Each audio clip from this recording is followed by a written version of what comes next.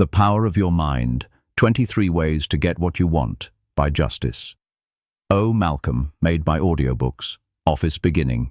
What if you had a magnet that could bring good things into your life, like chances, money, love, and calm? What if you didn't need to buy this magnet or look for it, but you already had it inside you? The truth is, you do have this magnet. It's your mind, not just the quick thoughts you have, but the stronger energy of your thoughts when you focus and mean them. Having a strong mind is not just a dream, it's real. Your life now shows what you have been thinking and expecting. This book will help you wake up to this truth and take charge of your life. Getting what you want is not a secret only for special people. Science now agrees with what wise teachers have said for a long time. What you focus on grows. Your life goes where your thoughts go.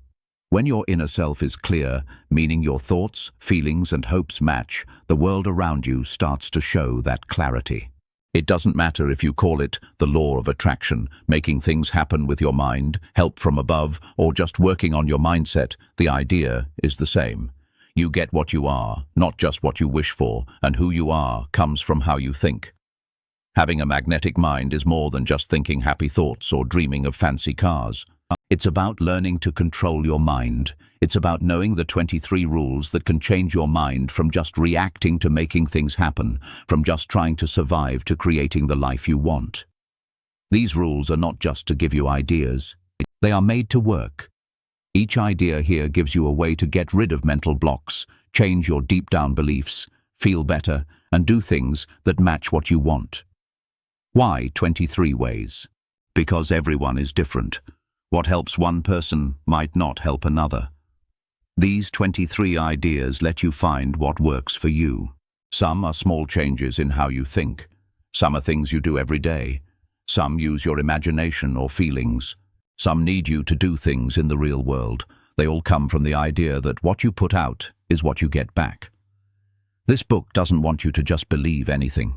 You're invited to experiment, play, and discover what unlocks your unique manifesting potential. Consider this book a menu of options. Pick and choose what feels good, and leave the rest. Trust your intuition to guide you toward the practices that will most powerfully accelerate your journey. As you explore these 23 ways, remember that consistency is key. Choose a few practices that resonate with you and commit to incorporating them into your daily or weekly routine. The more you consistently align your thoughts, feelings, and actions with your desires, the faster you'll see results. Manifestation is not a passive process. It requires your active participation and willingness to step into the role of conscious creator. Be patient with yourself, celebrate your progress, and trust that the universe is conspiring to support you in bringing your dreams to life. Think of this book as a list of choices. Pick what feels right and forget the rest. Trust your gut to show you what will help you the most. As you look at these 23 ideas, remember to keep at it. Pick a few things that you like and do them every day or week.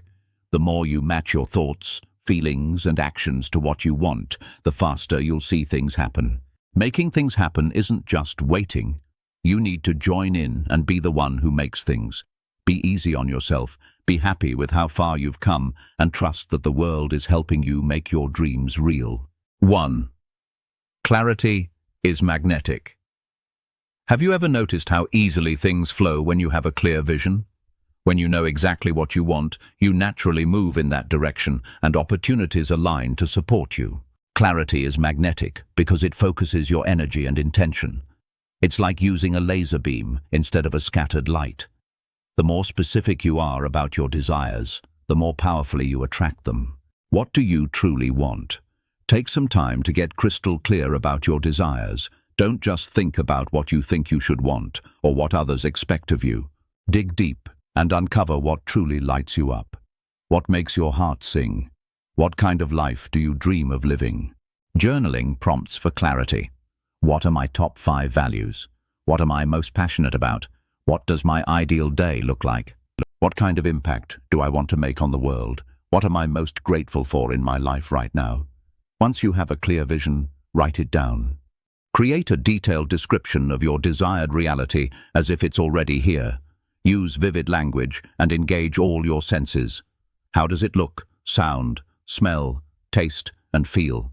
The more real you make it in your mind, the more real it will become in your life. When you're clear about what you want, you're more likely to see opportunities that support your goals. You'll also be more motivated to take action, even when it's challenging. Clarity gives you the focus and drive you need to manifest your desires. Clarity is the first step in any manifestation journey. It's the foundation upon which you build your dreams. So take the time to get clear and watch as your desires begin to manifest with ease and grace. 2. The power of I am. Statements. I am are two of the most powerful words in the universe. Whatever you put after them becomes your reality. Your subconscious mind accepts I am statements as absolute truth. That's why it's so important to choose your words wisely. Are you using I am statements to empower yourself, or are you accidentally reinforcing limiting beliefs? Many of us unconsciously use I am statements in a negative way. I am so stressed. I am not good enough. I am always late. These statements become self-fulfilling prophecies. The good news is you can reprogram your subconscious mind by intentionally using positive I am statements. Here's how to harness the power of I am statements. 1. Identify limiting beliefs. What negative beliefs do you hold about yourself? What do you believe is holding you back from achieving your desires? 2. Create empowering I am statements. Transform your limiting beliefs into positive affirmations. For example, if you believe I am not good enough, you could affirm I am worthy of love and success. 3. Repeat your I am statements daily. The more you repeat your affirmations, the more deeply they will sink into your subconscious mind. Say them out loud, write them down, or record yourself saying them and listen to the recording. 4. Feel the emotion. Don't just say the words, feel the truth of them. Connect with the positive emotions associated with your affirmations. 5. Act as if. Live your life as if your I am statements are already true. Take actions that are in alignment with your desired reality. Here are some examples of empowering I am statements. I am healthy, wealthy, and wise. I am confident and capable. I am surrounded by love and support. I am attracting abundance into my life. I am living my dream life. I am statements are a powerful tool for manifesting your desires. Use them consciously and intentionally to create the reality you want.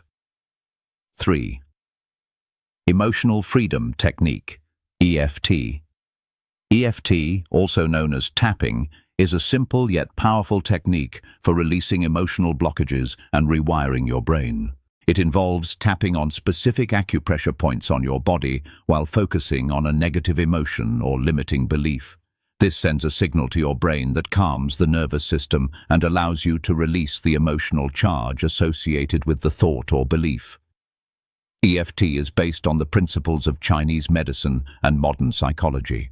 It's been shown to be effective for a wide range of issues, including anxiety, stress, trauma, phobias, and chronic pain. Here's how to do EFT. 1. Identify the issue. What negative emotion or limiting belief do you want to work on? 2. Rate the intensity. On a scale of 0 to 10, how intense is the emotion? 3. Create a setup statement. This statement acknowledges the issue and affirms your self-acceptance. For example, even though I'm feeling anxious about this presentation, I deeply and completely accept myself. 4. Tapping sequence. Tap on each of the following points while repeating a reminder phrase that focuses on the issue. Karate chop. KC. The fleshy part of the side of your hand. Eyebrow, EB.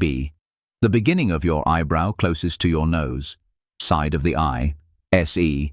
On the bony area at the side of your eye. Under the eye, UE. On the bony area under your eye. Under the nose, UN. The area between your nose and upper lip. Chin point, CP. The crease in your chin. Collarbone, CB. The point where your collarbone meets your sternum. Under the arm, UA. About 4 inches below your armpit. Top of the head, TH. The crown of your head. 5. Take a deep breath. After completing the tapping sequence, take a deep breath and check in with how you're feeling. 6. Re-rate the intensity. On a scale of 0 to 10, how intense is the emotion now? 7. Repeat the process.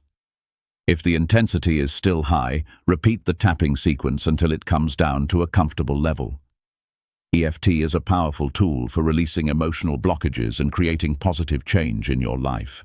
Use it regularly to clear out old patterns and create space for new possibilities. 4. Gratitude. Attitude. Gratitude is one of the most powerful emotions you can cultivate. When you focus on what you're grateful for, you shift your energy from lack to abundance. Gratitude opens your heart, elevates your vibration, and attracts more good things into your life. A simple gratitude practice can have a profound impact on your well-being and your ability to manifest your desires. Here are some ways to cultivate gratitude. Gratitude. Journal. Keep a daily gratitude journal and write down at least 3 things you're grateful for each day. Gratitude list. Make a list of all the things you're grateful for in your life, big and small. Gratitude meditation. Spend a few minutes each day focusing on gratitude. Visualize the things you're grateful for and feel the positive emotions associated with them. Actually, one of the 23 ideas we'll look at is about being healthily doubtful. It shows how doubt can make your wishes come true even better. This book wants you to be willing to try new things. Let go of your worries for a bit and try these ideas with real effort, doing them often and being curious. The results you see will be clearer than anything I could say. You're here for a reason. You chose this book or opened this page because something in you is ready to change. You're done with just wishing and waiting. You're ready to make things happen, not just once, but again and again in every part of your life. You already have the power inside you. You don't have to work hard to find it. You just need to wake it up. The magnetic mind is your way to enter a world where your thoughts are not just noise in your head. They are like strong signals calling your dreams to you. For more details about the ebook form of this audio, check the video description or go to audiobooksoffice.com. Chapter 1. The Mirror Effect. How your life shows what you think most. The world around you is like a mirror, showing exactly what's inside your head. This isn't just a nice idea, it's how things really are. Everything in your life, like your friends, money, chances and problems, shows what you usually think about. It's not about quick wishes or dreams. The mirror shows what you always think, feel and expect. Most people don't think about this. They just react to things as if they happen to them. They see they don't have enough and think they never will. They see failure and think they'll fail again. They feel rejected and think they're not good enough. But when you get how the mirror works, you stop just reacting and start making things happen. You start to see that life isn't just happening to you, it's happening because of you. Your thoughts and what happens to you aren't separate. Your thoughts make what happens. A mirror does not judge or change what it sees, it just shows things as they are. If you are frowning in front of a mirror, it does not tell you to smile, it just shows the frown. Your thoughts are like that mirror. If you think about being scared, not able to do things, or feeling bad, your life will show you things that make you feel that way. But if you choose to think about being strong, having plenty, and feeling sure of yourself, your life will start to show you those things. That's why you have to start by changing your thoughts. Trying to change things outside of you without changing your thoughts is like trying to make the mirror show a smile without you smiling first. Nothing will change until you change your thoughts. This is not to say it's your fault, but to show you that you have the power to change things.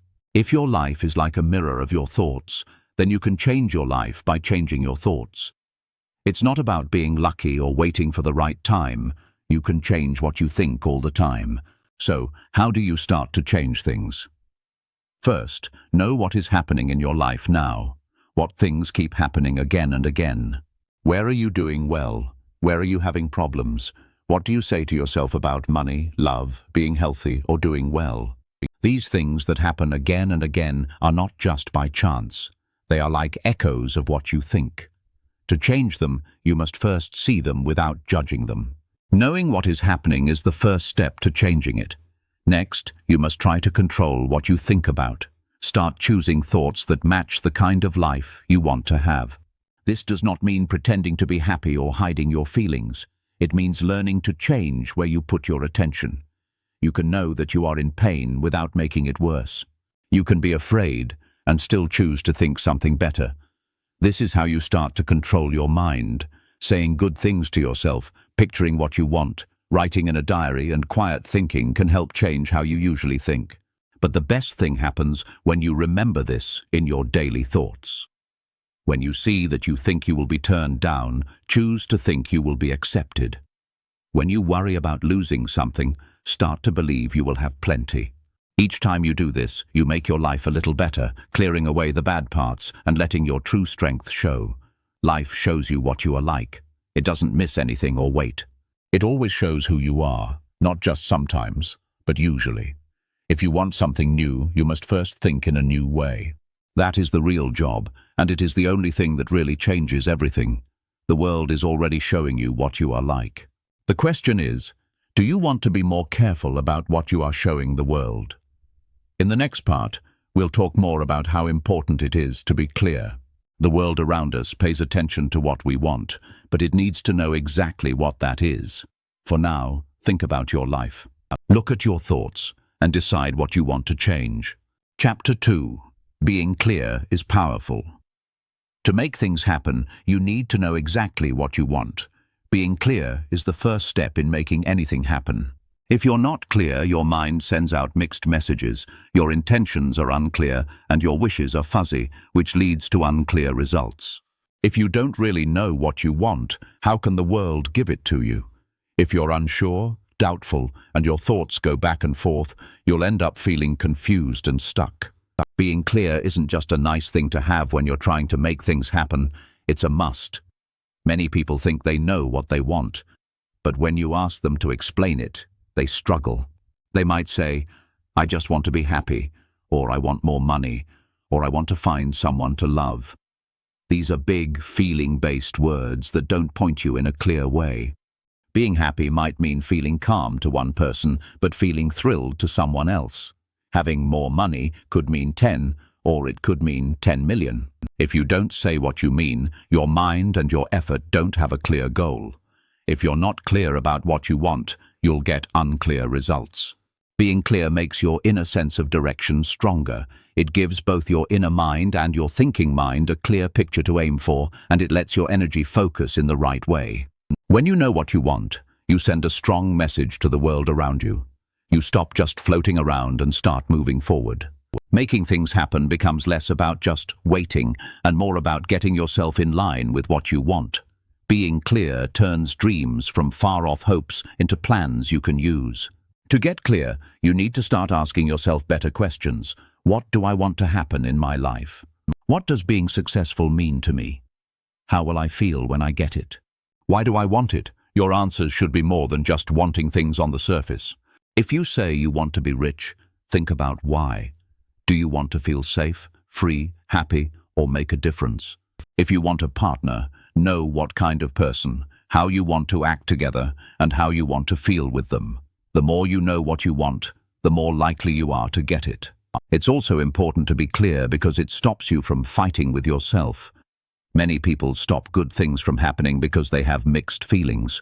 They want a lot, but think it's bad to have money. They want someone to love, but don't think they're good enough. They want to do well, but are scared of people watching them. Being clear helps you see these mixed feelings. Then you can see if what you think, feel, and believe matches what you want. When you're not fighting with yourself inside, things start to change for the better in your life without you having to try so hard. Writing is a really good way to get clear. When you write down what you want, it helps you think about it in an organized way. It changes what you hope for into something real you can aim for. When you write down exactly what you want, it's like making a promise to yourself. Don't just write, I want to be rich. Instead, write, I make $250,000 a year doing a job I enjoy that helps people. Don't just say, I want a partner. Write, I am happy and in love with someone who respects me, makes me want to be better, and grows with me. Being specific makes what you want feel more achievable. When you know exactly what you want, it also helps you make choices. It's easier to say no to things that will distract you, and yes to things that will help you get there. Things either fit with what you want, or they don't. Situations either help you get closer to your goal or take you further away. Knowing what you want helps you sort things out. It helps you spend your time, energy, and feelings on what's most important. Some people don't want to be clear about what they want because it means they have to commit to it. If they're not specific, they can change their minds or put things off. But being clear means you have to say what you want without being sorry for it. It's a brave thing to do. It's a strong way of telling the world you're set to go. And once you say it, things start to happen. Knowing what you want starts things moving. It brings people, thoughts, and things you never knew existed. Chances come up because you're not stuck being unsure anymore. Getting what you want isn't magic. It's getting in line with things, and you can't get in line if you don't know where to go. Knowing what you want shows you where to go. It helps you think clearly, wakes up your feelings, and puts all your energy into one strong flow. When you really want something, and you truly believe you can get it, your mind becomes very powerful. In the next part, we'll see how your feelings make that power even stronger. Your thoughts show you the way, but your feelings give you the energy to go. For now, give yourself the chance to know what you want. Say exactly what you want in detail. Don't be afraid to be clear. Because the world doesn't react to being unsure, it reacts to having a plan. Part 3. Changing how you feel to match what you want. What you think starts things, but how you feel makes them strong. If your mind tells you where to go, your feelings give you the push to get there. They send your thoughts out with a force that either pulls in or pushes away what you're hoping for. Knowing how to make your feelings match what you want is key to getting it. You can't think about having a lot while feeling like you're no good and expect money to come your way. The feelings don't match. The world doesn't just listen to what you say. It listens to how you feel about it. Every feeling you have sends out a signal. Love, thanks, happiness, and calm feelings have strong vibes that match getting more stuff, pulling things in and making things happen. Fear, feeling bad about yourself, not being sure, and anger have weaker vibes that usually make you feel closed off and fight against things. If you want to get what you want, you need to learn how to feel in a way that matches what you want to get. This doesn't mean you always have to feel great. It's not realistic to always feel happy or confident. The point is not to hide how you feel or pretend to be happy when you're not. The point is to know how you feel and get in sync. When you feel sad or not like yourself, it's not a bad thing. It's a sign. It tells you that something inside you doesn't match what you want in life. That's your chance to change, not by pretending to be happy, but by kindly changing what you're thinking about, thinking better thoughts, and picking feelings that help you make what you want. Think of feelings as what makes your thoughts go. A thought that doesn't have much feeling behind it doesn't go very far. But a thought that's full of feeling, good or bad, starts to build up speed. If you're picturing yourself succeeding but you feel unsure of yourself, you're not making success happen. You're making your insecurity stronger. But if you picture it with excitement, pride, or belief, your energy starts to attract that vision to you. The feeling you put into your thoughts is what makes them really able to create things. One of the best ways to change how you're feeling is to practice feeling the way you want to feel. This means making yourself feel the feelings you think you'll have when you get what you want. If you want to be free from money worries, how would that feel? Would you feel secure, happy, sure of yourself, strong? Try to feel that way now. Just sit with that feeling. Let it grow inside you. Show your body what it's like to already have that. When you feel now the way you want to feel later, you make the time between now and when you get what you want shorter. Stop waiting for others to allow you to feel happy and start making things happen from that happy place. Music, dancing, breathing exercises, and quiet thinking can really help you change how you feel. Remembering good times can also help. Think about a time when you felt really thankful or did something well. This can bring back those feelings, making it easier to use them for what you want now. Your body reacts the same way to real and imagined feelings. It only knows what you feel right now. Use this to help you. Let your feelings guide you to get what you want. Another important thing is to be honest with yourself. You can't pretend to be in the right place emotionally. If you're scared, admit it. Don't ignore bad feelings. Pay attention to them. Often, hidden feelings show you what you really believe, and these beliefs might need to be changed or fixed. Maybe you want to be loved but don't think you deserve it. Maybe you want to do well but are afraid people will judge you. You need to face these feelings, not run away from them. Feeling better starts when you let your feelings flow, not when you ignore them. When they flow, you make room for better feelings to grow. Your feelings aren't bad, they tell you what's happening inside you. They're like your body's way of telling you how you're doing. When you pay attention to them, choose how to feel, and keep practicing, you become more like the person you want to be, the one who already has what you want. You stop just wishing and start knowing. You stop waiting and start getting what you want. Feelings connect what you think with what's real. They turn what you want into energy, and that energy turns into reality. Next, we'll learn about changing who you think you are, which is a big part of getting what you want. Because no matter how hard you try to feel good, it won't work if you don't believe you can have it. For now, pay attention to how you feel each day. When you think about what you want, ask yourself, is this how I would feel if I already had it? If not, what feeling can I find now that helps me feel like that? When your feelings match what you want, the world answers quickly. Chapter 4. Changing who you are. Turning into the person who has everything. Getting what you want isn't about looking for something outside yourself. It's about becoming a new person, someone who easily gets what they want. That's why changing who you are is so important. You get what you are, not what you want. If you don't see yourself as someone who has what you want, you'll keep facing problems, delays, or short-term success.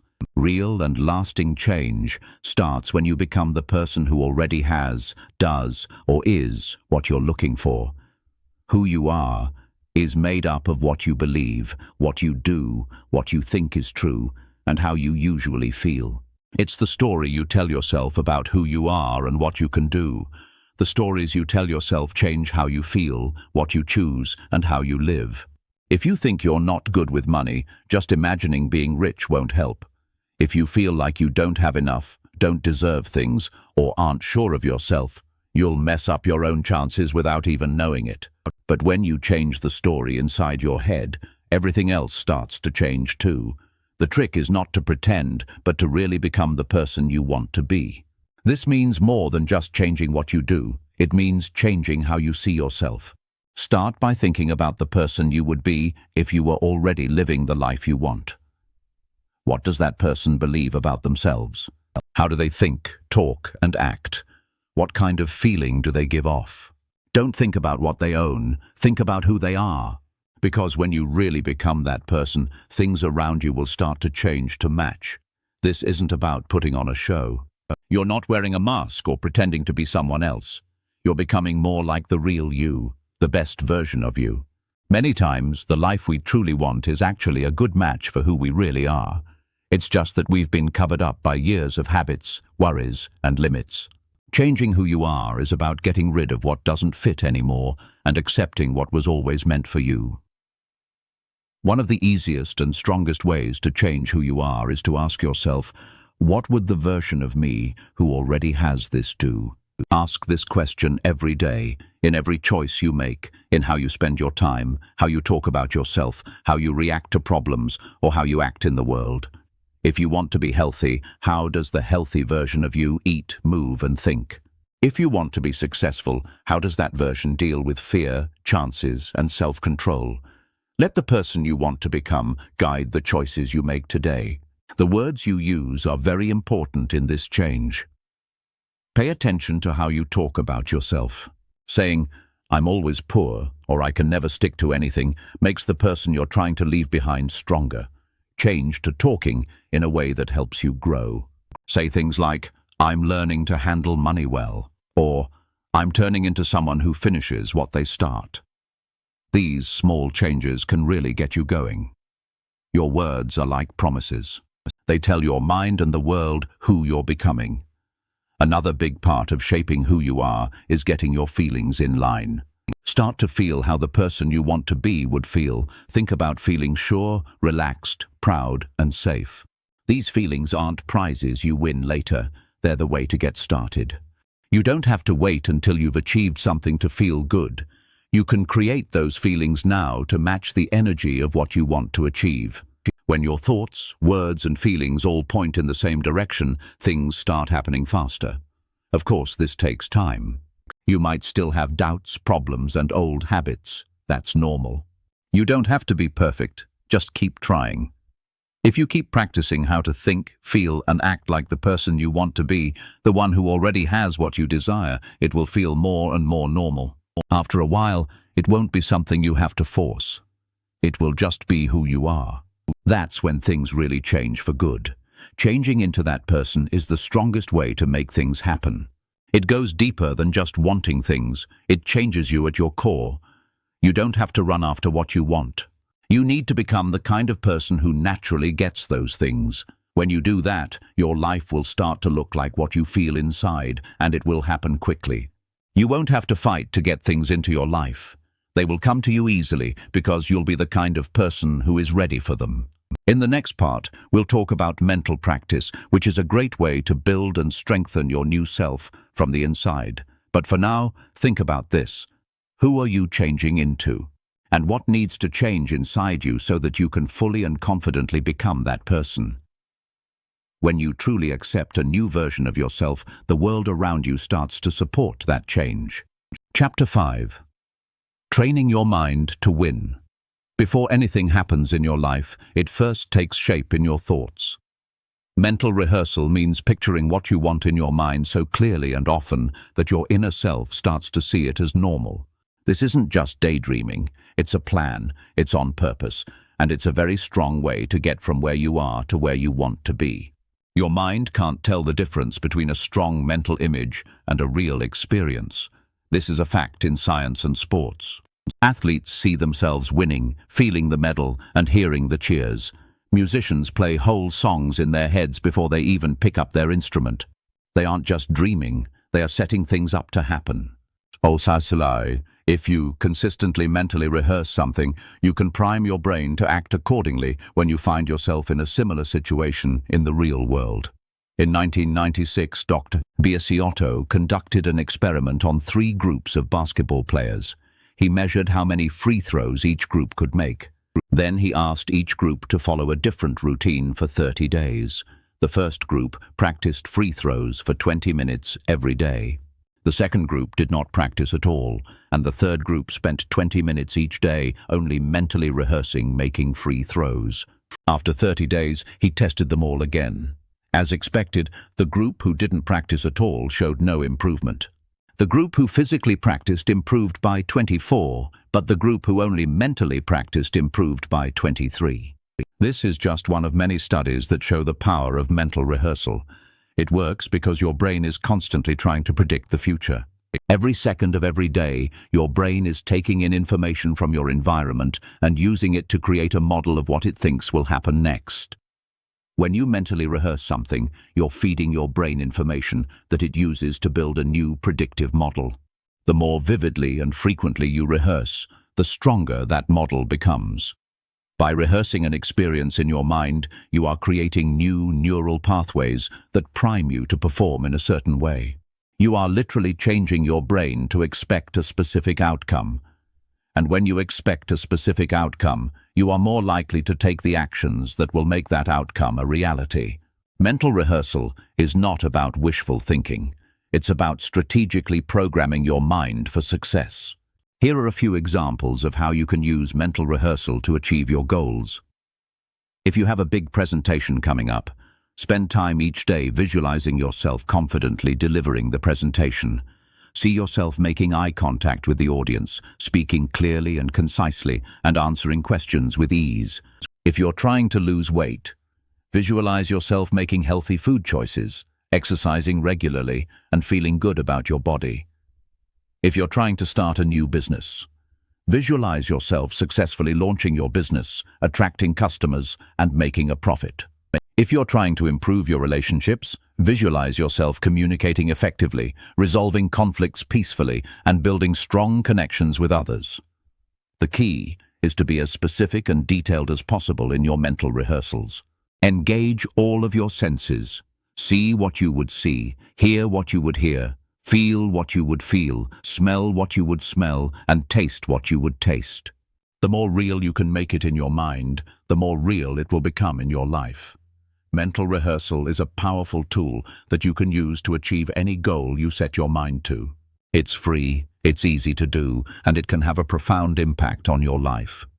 If you practice something in your mind regularly, your brain will be ready to act when the time comes in real life. In 1996, a scientist named Dr. Biasiotto did an experiment with basketball players. He wanted to see how well they could shoot free throws. He divided them into 3 groups and had them follow different plans for a month. The first group practiced shooting free throws for 20 minutes every day. The second group didn't practice at all. The third group spent 20 minutes each day just imagining themselves making free throws. After a month, he tested them again. As expected, the group that didn't practice didn't get any better. The group that practiced in real life improved their score by 24. But the group that only practiced in their minds improved by 23. This study is just one example of how strong mental rehearsal can be. It works because your brain is always trying to guess what will happen next. Every moment, your brain takes in information and uses it to predict the future. When you mentally rehearse something, you give your brain information that it uses to make a new prediction. The more clearly and often you rehearse, the stronger that prediction becomes. By practicing an experience in your mind, you create new pathways in your brain that prepare you to act in a certain way. You are actually changing your brain to expect a certain result. And when you expect a certain result, you are more likely to do the things that will make it happen. Mental rehearsal isn't just hoping for the best. It's a way to train your mind for success. Here are some ways you can use mental rehearsal to reach your goals. If you have to give a big speech, spend time each day imagining yourself giving the speech with confidence. See yourself looking at the audience, speaking clearly, and answering questions easily. If you want to lose weight, imagine yourself choosing healthy foods, exercising regularly, and feeling good about your body. If you want to start a business, imagine yourself successfully starting your business, attracting customers, and making money. If you want to have better relationships, imagine yourself talking to people in a good way, solving problems peacefully, and building strong connections with others. The key is to make your mental rehearsals as detailed as possible. Use all your senses. See what you would see, hear what you would hear, feel what you would feel, smell what you would smell, and taste what you would taste. The more real it is in your mind, the more real it will become in your life. Mental rehearsal is a strong tool that can help you reach any goal. It's free, it's easy, and it can make a big difference in your life. Chapter 6. Emotional Mastery. Tapping the power of your feelings. Your emotions are not random occurrences. They are chemical signals designed to move you to take action in a specific way. Each emotion has a unique purpose, and when you understand these purposes, you can begin to harness the power of your emotions to create the life you want. Most people think of emotions as things that happen to them. They feel happy, sad, angry, or scared, and they react accordingly. But the truth is that you have more control over your emotions than you think. You can learn to manage your emotions, and you can even learn to choose how you want to feel. The first step in emotional mastery is to understand the purpose of each emotion. Here is a brief overview of some of the most common emotions and their purposes. Happiness. Happiness is a signal that you are moving towards something that you value. It motivates you to continue pursuing your goals and to connect with others. Sadness. Sadness is a signal that you have experienced a loss. It motivates you to withdraw from the world and to reflect on what you have lost. Anger. Anger is a signal that you have been wronged. It motivates you to take action to protect yourself and to right the wrong. Fear. Fear is a signal that you are in danger. It motivates you to take action to protect yourself from harm. Once you understand the purpose of each emotion, you can begin to manage your emotions more effectively. Here are a few tips for managing your emotions. Identify your triggers. What situations, people, or thoughts tend to trigger negative emotions in you? Once you know your triggers, you can begin to avoid them or to develop coping mechanisms for dealing with them. Challenge your thoughts. Your thoughts have a powerful impact on your emotions. If you're having negative thoughts, challenge them. Ask yourself if they're really true or if there's another way to look at the situation. Practice self-care. When you're feeling overwhelmed, take some time for yourself to relax and recharge.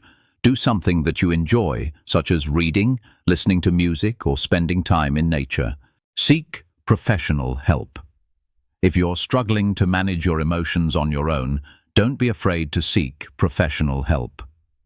A therapist can teach you coping skills and help you to process difficult emotion. In addition to managing your emotions, you can also learn to choose how you want to feel. This doesn't mean that you should try to suppress negative emotions.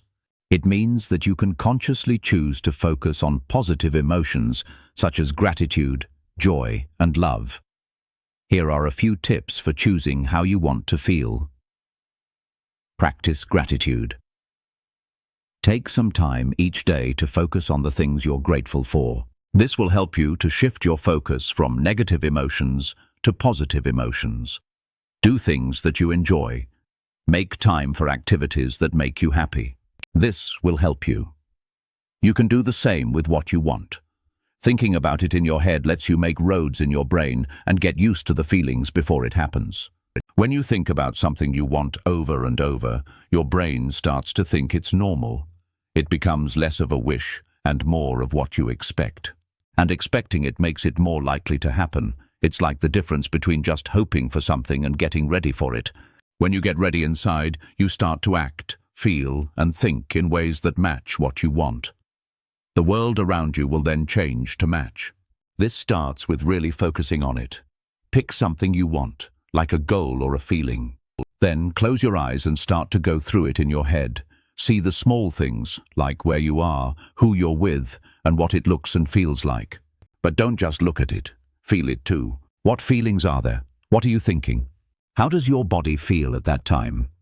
When you use more of your senses, the experience feels more real. Stay in that moment and feel it as if it's happening right now. This isn't about getting away from reality. It's about getting in sync. If you do this regularly, thinking about it in your mind will start to change how you normally feel.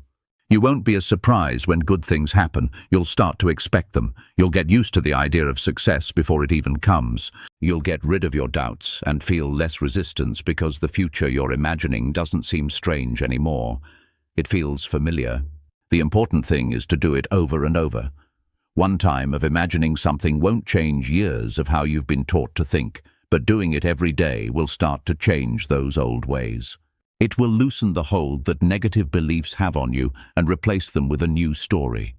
A story where you're sure to succeed, your wants are okay, and you can reach your dreams.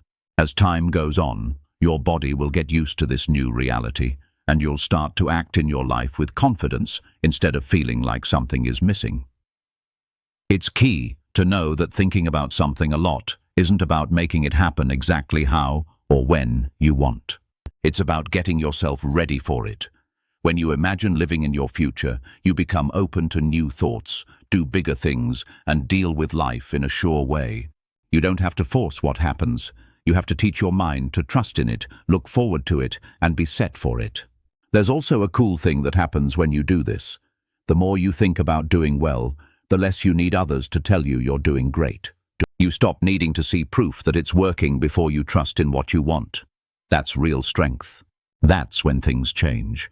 Because once you trust inside, the world around you starts to show it faster. Feeling sure of yourself becomes your base. Your mind becomes stronger at pulling things in. And things start happening without you having to push them. Thinking about your future is like talking to yourself from the future every day. It's a special place where you think about who you want to be. It doesn't cost anything. You don't need anyone else. But it can totally change how you live. When you're filled with pictures and feelings of the future you want, it's not something you're trying to get. It's something you become. In the next part, we'll look closer at your inner mind, where old ideas either help or hurt your ability to attract what you want. But for now, start practicing. Start imagining the life you want with strong feelings, clear thoughts, and a promise to yourself, not as something you might have someday, but as something that's already happening, just waiting for you to be ready for it. Chapter 6. Changing your inner mind. Replacing bad ideas with good ones. Your inner mind is what really controls your life. Your thinking mind makes goals, plans, and tries to be happy, but it's the inner mind that's really in charge. It keeps every idea, memory, feeling, and habit you've learned. It doesn't question, think about, or figure things out. It makes things simple. It just takes in and says back. That's why just saying positive things isn't always enough. If your inner mind thinks something different from what you're trying to make happen, it will quietly stop you from doing it. You might really want to have a lot, but if your inner mind has been taught that money is hard to find or that you don't deserve it, it will ruin your chance to get and keep wealth. You might want love, but if you think that love always ends badly, you'll, without knowing it, push people away or find people who show that idea to be true. The inner mind always works hard to show it's right.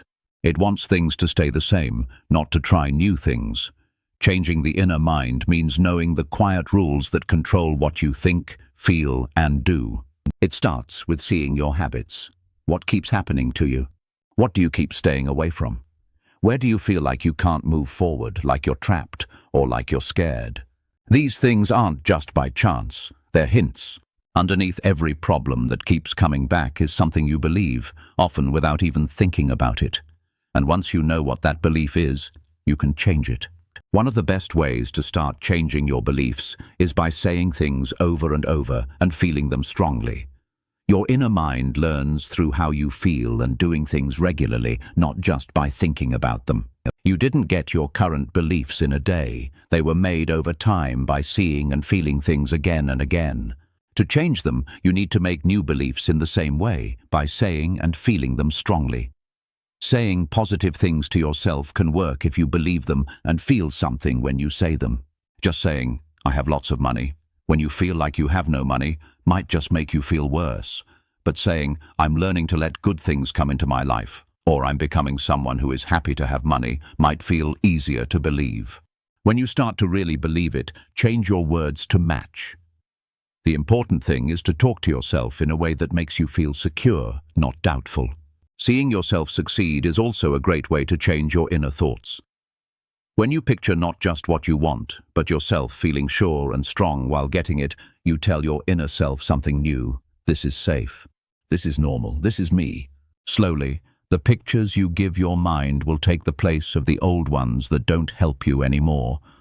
Another way to do this is by writing down your life story as if you already have everything you want. This gets both your thinking and feeling mind working together, mixing what you want with your imagination. Writing lets you get past your doubts and speak right to your inner self. Doing this often turns into a strong way to change who you are. You can also change what you believe by questioning it. When a thought that holds you back comes up, don't ignore it. Stop and ask, is this really true? Where did I learn this? Who gains if I believe this? What could happen if I didn't believe this anymore? Your inner mind was made by doing things over and over and by strong feelings. But you can change it by asking questions on purpose. When you start to pay attention to and question what you tell yourself inside, the base starts to break. Then, new and strong truths can begin to grow. It's key to know that your inner mind isn't against you. It just keeps track of things. It saves what it thinks will keep you safe based on what has happened to you. But being safe and growing aren't always the same thing. What kept you safe before might be holding you back now. Changing your inner mind is like updating a system with care. You're not getting rid of your past, but you're making your future better. This isn't just a one-off thing, it's something you need to keep doing. Your inner mind is strong, and you can also change it. If you keep at it, pay attention, and really mean it, you can put in new ideas that help you be your best self. Ideas that say you're good enough, able to do things, have help, and attract good things. Ideas that let you feel okay about getting more, making more, and living a better life.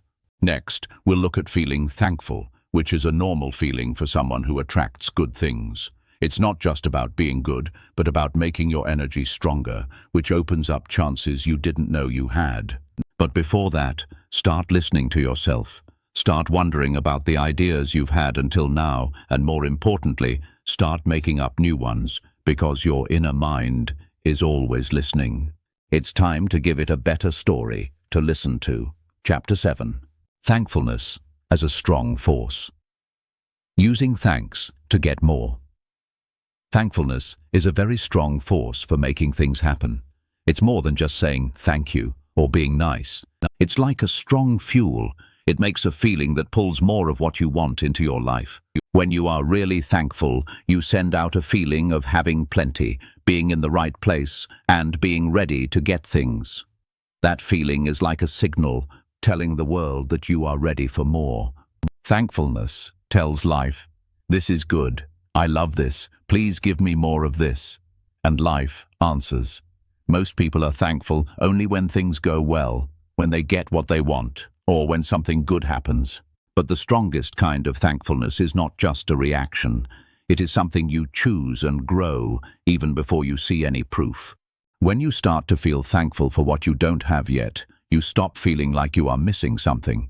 You are becoming the person you want to be, the one who already has the life you dream of. This doesn't mean you ignore problems or pretend everything is great. It means you try to find good things, beauty and meaning, even when things are hard. Being thankful helps you see more. It helps you see how you grow when things are slow, what you learn when you fail, and what chances you have even when things are tough. It changes what you think about, from what you don't have to what you do have, from what you're scared of to what you believe in. Whatever you think about most, you make stronger. Thankfulness also makes your energy steady. To make things happen, you need to feel the same way most of the time. When you're thankful, you don't overreact as much, you're not as scared, and you feel more sure of yourself. You start to trust that things will work out. You stop trying to control everything and start working with how things are going. Your energy gets cleaner, clearer, and it's easier to match what you want. You're not trying to grab your dreams desperately, you're bringing them to you easily. One simple way to get this energy going is to be thankful every day. Start or end your day by writing down things you are really thankful for. Don't just write the first things that come to mind. Don't just say, "I'm thankful for my health" every day. Think harder. Say, "I'm thankful that my body helped me get through this hard week." Or, "I'm thankful for the deep breath I took when I almost got angry." Being specific makes the feelings stronger, and strong feelings help you attract things. You can also be thankful for things that haven't happened yet. This isn't just make-believe. It's getting yourself ready. When you write, "I'm so thankful for the new customers who are easily coming to me now," or "I'm thankful for the peace I feel in my home now," you are getting yourself ready for the life you want. You are saying, "This is not just possible, it is happening," and your mind starts to believe it. So does the world around you. Another way to be thankful and attract things is to like yourself. Many times people look for approval from others, but forget to notice their own progress. Be happy about how you've grown. Respect the effort you put in. Be grateful for the part of you that keeps going, keeps getting better, and keeps trying. When you acknowledge yourself, you feel emotionally safe. And feeling emotionally safe helps you grow. When you feel good about yourself, you don't need achievements to define who you are. You become your own source of happiness. It's easy to think gratitude isn't important because it seems too easy. But don't mistake simplicity for being weak. Gratitude is strong, not soft. It changes your brain, calms your nerves, and opens your heart. It's a quick way to improve your mood, raise your energy, and be ready to receive what you've been wanting. Gratitude isn't the prize for getting what you want. It's what makes it happen. It's not the last thing you do, it's the first thing. And you can always feel grateful. You don't need a perfect life to be thankful. You just need to be willing and pay attention. The more you are thankful, the more you see that things were always helping you, even when things were hard. Especially then. In the next part, we'll see how the words you say every day either make you stronger or slowly make you weaker. Because once you are happy and thankful, your words help you make your life even better. For now, try to be thankful all the time, not just when things are good, but all the time. You'll be surprised at how much more life gives you when you really care about what you already have. Chapter 8. The words you use. Words that make your life better. Words are not just for talking. They help you make things happen. The words you say every day make up what you believe, how you feel, and what you want the world to know. Every word carries a vibration, a frequency that either attracts or repels what you desire. Choose your words wisely, for they are the architects of your destiny. The power of affirmations. Affirmations are positive statements that you repeat to yourself to reinforce a desired belief or outcome. They are a powerful tool for shaping your reality because they reprogram your subconscious mind and align your thoughts, emotions, and actions with your goals. How to craft effective affirmations. Use I am statements. The most effective affirmations begin with I am because these words carry immense power and directly influence your sense of self. For example, instead of saying, I want to be successful, say, I am successful. Focus on the positive. Frame your affirmations in a positive light, focusing on what you want to create rather than what you want to avoid. Instead of saying, I am not afraid, say, I am courageous. Be specific and measurable. And the more specific your affirmations, the more clearly your subconscious mind can understand and manifest your desires. Instead of saying, I am happy, say, I am filled with joy and gratitude every day. Add emotion. Infuse your affirmations with genuine emotion to amplify their impact. Feel the feelings associated with your desired outcome as you repeat your affirmations. Every word has power, like a feeling that can pull you closer to what you want or push you away. Pick your words carefully because they help make your future. The power of saying good things. Saying good things to yourself can help you believe in yourself and get what you want. They are a good way to make your life better because they change how you think and feel so you can reach your goals. How to say good things that work. Start with I am. The best way to say good things to yourself is to start with I am, because these words are very strong and change how you see yourself. For example, instead of saying, I want to be good at something, say, I am good at it. Think about good things. When you say good things to yourself, think about what you want to happen, not what you don't want. Instead of saying, I am not scared, say, I am brave. Be clear and specific. The more clear you are when you say good things to yourself, the more your mind can understand and make things happen. Instead of saying, I am happy, say, I am very happy and thankful every day. Feel it. When you say good things to yourself, really feel it. Feel the feelings that go with what you want as you say these things. Repeat regularly. Consistency is key when it comes to affirmations. Repeat your affirmations several times a day, especially in the morning and before bed, to reinforce their message and integrate them into your subconscious mind. Believe in your words. For affirmations to be effective, you must believe in them. Even if you don't fully believe them at first, act as if you do, and your belief will grow over time. Affirmations in action. I am worthy of love and happiness. I am confident and capable of achieving my goals. I am surrounded by abundance and prosperity. I am grateful for all the blessings in my life. I am healthy, vibrant, and full of energy. The impact of your inner dialogue. Your inner dialogue, the constant stream of thoughts and self-talk that runs through your mind, has a profound impact on your well-being and your ability to attract what you desire. Negative self-talk can sabotage your efforts, undermine your confidence, and create a self-fulfilling prophecy of failure. Say them often. It's important to say good things to yourself often. Say them several times a day, especially when you wake up and before you go to sleep, to make them stick in your mind. Believe what you say. To make good things happen, you have to believe them. Even if you don't believe them at first, pretend you do, and you will start to believe them over time. Examples of good things to say. I am worthy of love and happiness. I am sure of myself and can reach my goals. I am surrounded by good things. I am thankful for all the good things in my life. I am healthy and full of energy. How you talk to yourself matters. How you talk to yourself in your head can really change how you feel and whether you get what you want. If you say bad things to yourself, you might not do well, you might not believe in yourself, and you might fail. Positive self-talk, on the other hand, can boost your self-esteem, motivate you to take action, and attract positive outcomes. How to transform negative self-talk. Identify negative thoughts. The first step in transforming negative self-talk is to become aware of it. Pay attention to the thoughts that run through your mind and identify any patterns of negativity, criticism, or doubt. Challenge negative thoughts. Once you've identified a negative thought, challenge its validity.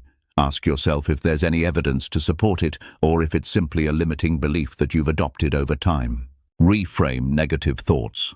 Reframe negative thoughts into positive ones by focusing on the positive aspects of the situation or your abilities. For example, instead of thinking, "I'm going to fail," reframe it as, "I'm going to learn and grow from this experience."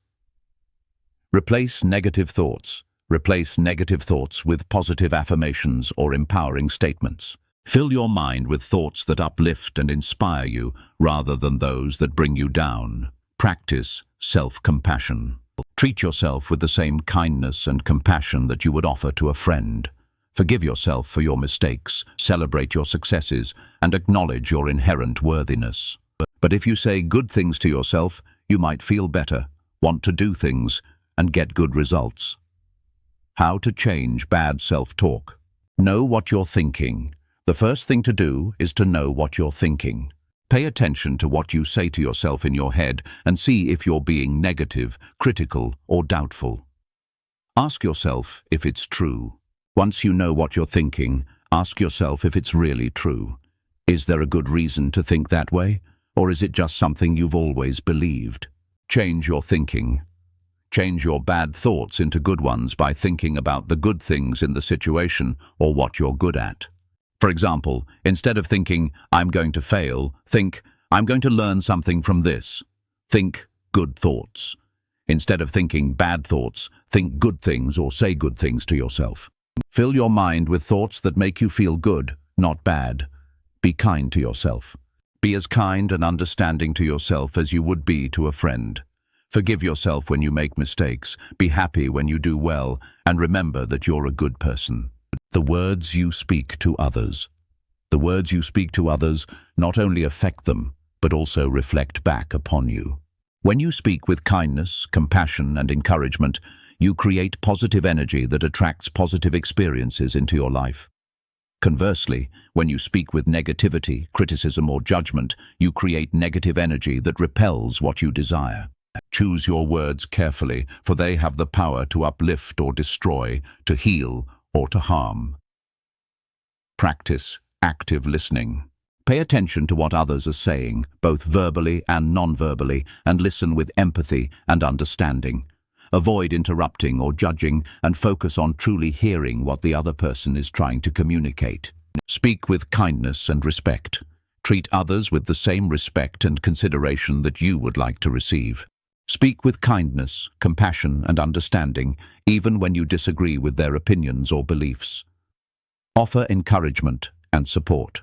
Offer words of encouragement and support to those around you, especially when they are facing challenges or difficulties.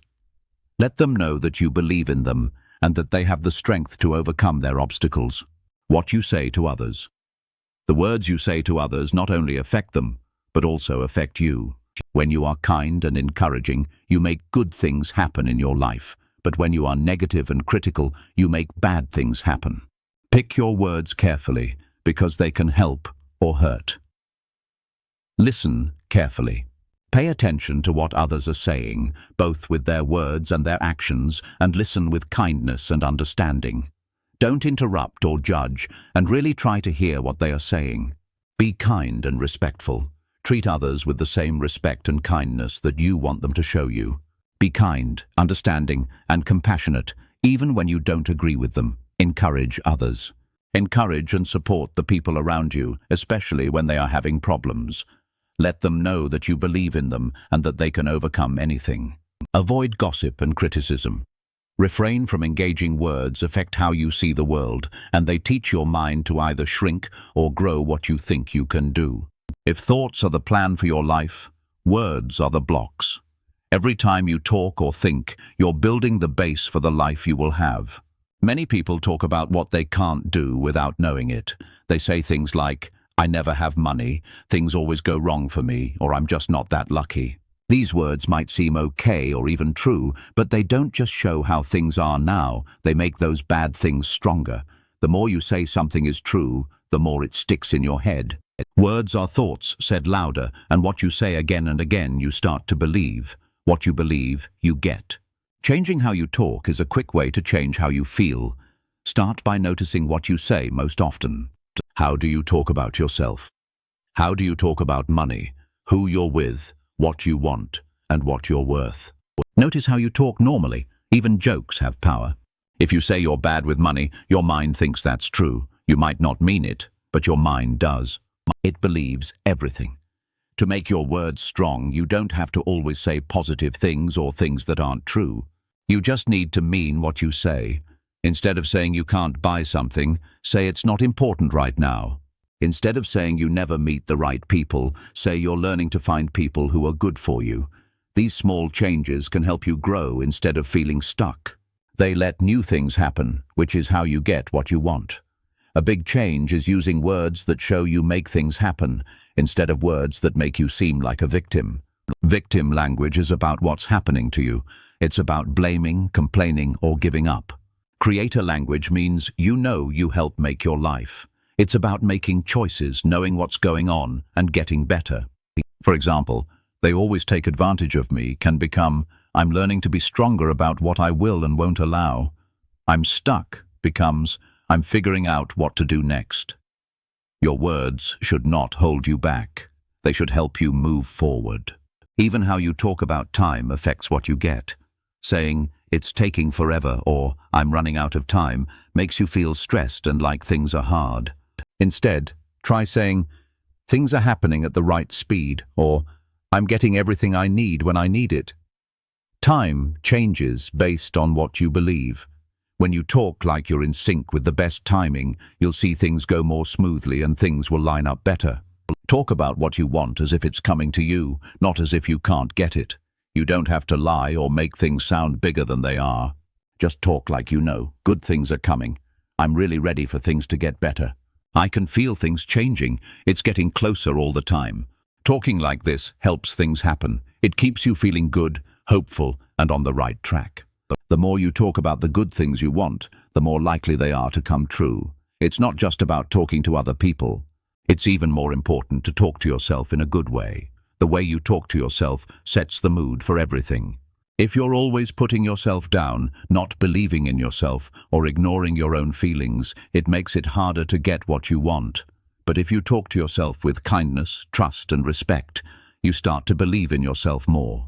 This makes good things more likely to come your way. Start talking like the person you want to be, the person who already has the things you want. How would that person talk? What would they say about problems, chances, or everyday life? The things you say become habits, and those habits change how you see yourself. The more you talk in a way that matches your best self, the easier it gets to live that way. Your voice is like a tool. Use it to say good things, make statements, change things, and grow. Use it to make new connections in your brain and open up new paths for energy. Every word you say is either making the old story stronger or writing a new one. Pay attention, be thoughtful, and most of all, talk in a way that respects who you are becoming. In the next part, we'll look at one of the most confusing but powerful ideas in making things happen: detachment. Because once your thoughts, feelings, and words match up, the last thing to do is learn how to let go with trust, not stress. But for now, pay attention to how you talk. Start small, talk carefully, because your words are always listening, and so is the universe. Chapter 9. Let go to get. The confusing idea of letting go without giving up. One of the most misunderstood parts of making things happen is detachment. To many people, the idea of letting go seems like it doesn't make sense. If you really want something, should you think about it all the time? Should you always see it in your mind and say it's true? But being obsessed isn't the same as being in tune with it. It's just worry pretending to be a wish. If you're desperate, you push away what you want. If you're calm and expect it, you pull it in. Being detached doesn't mean you don't want it anymore. It means you don't have to have it happen in a certain way or at a certain time to feel good. Manifestation works best when you're clear, steady, and open. When you're attached, you hold on tight.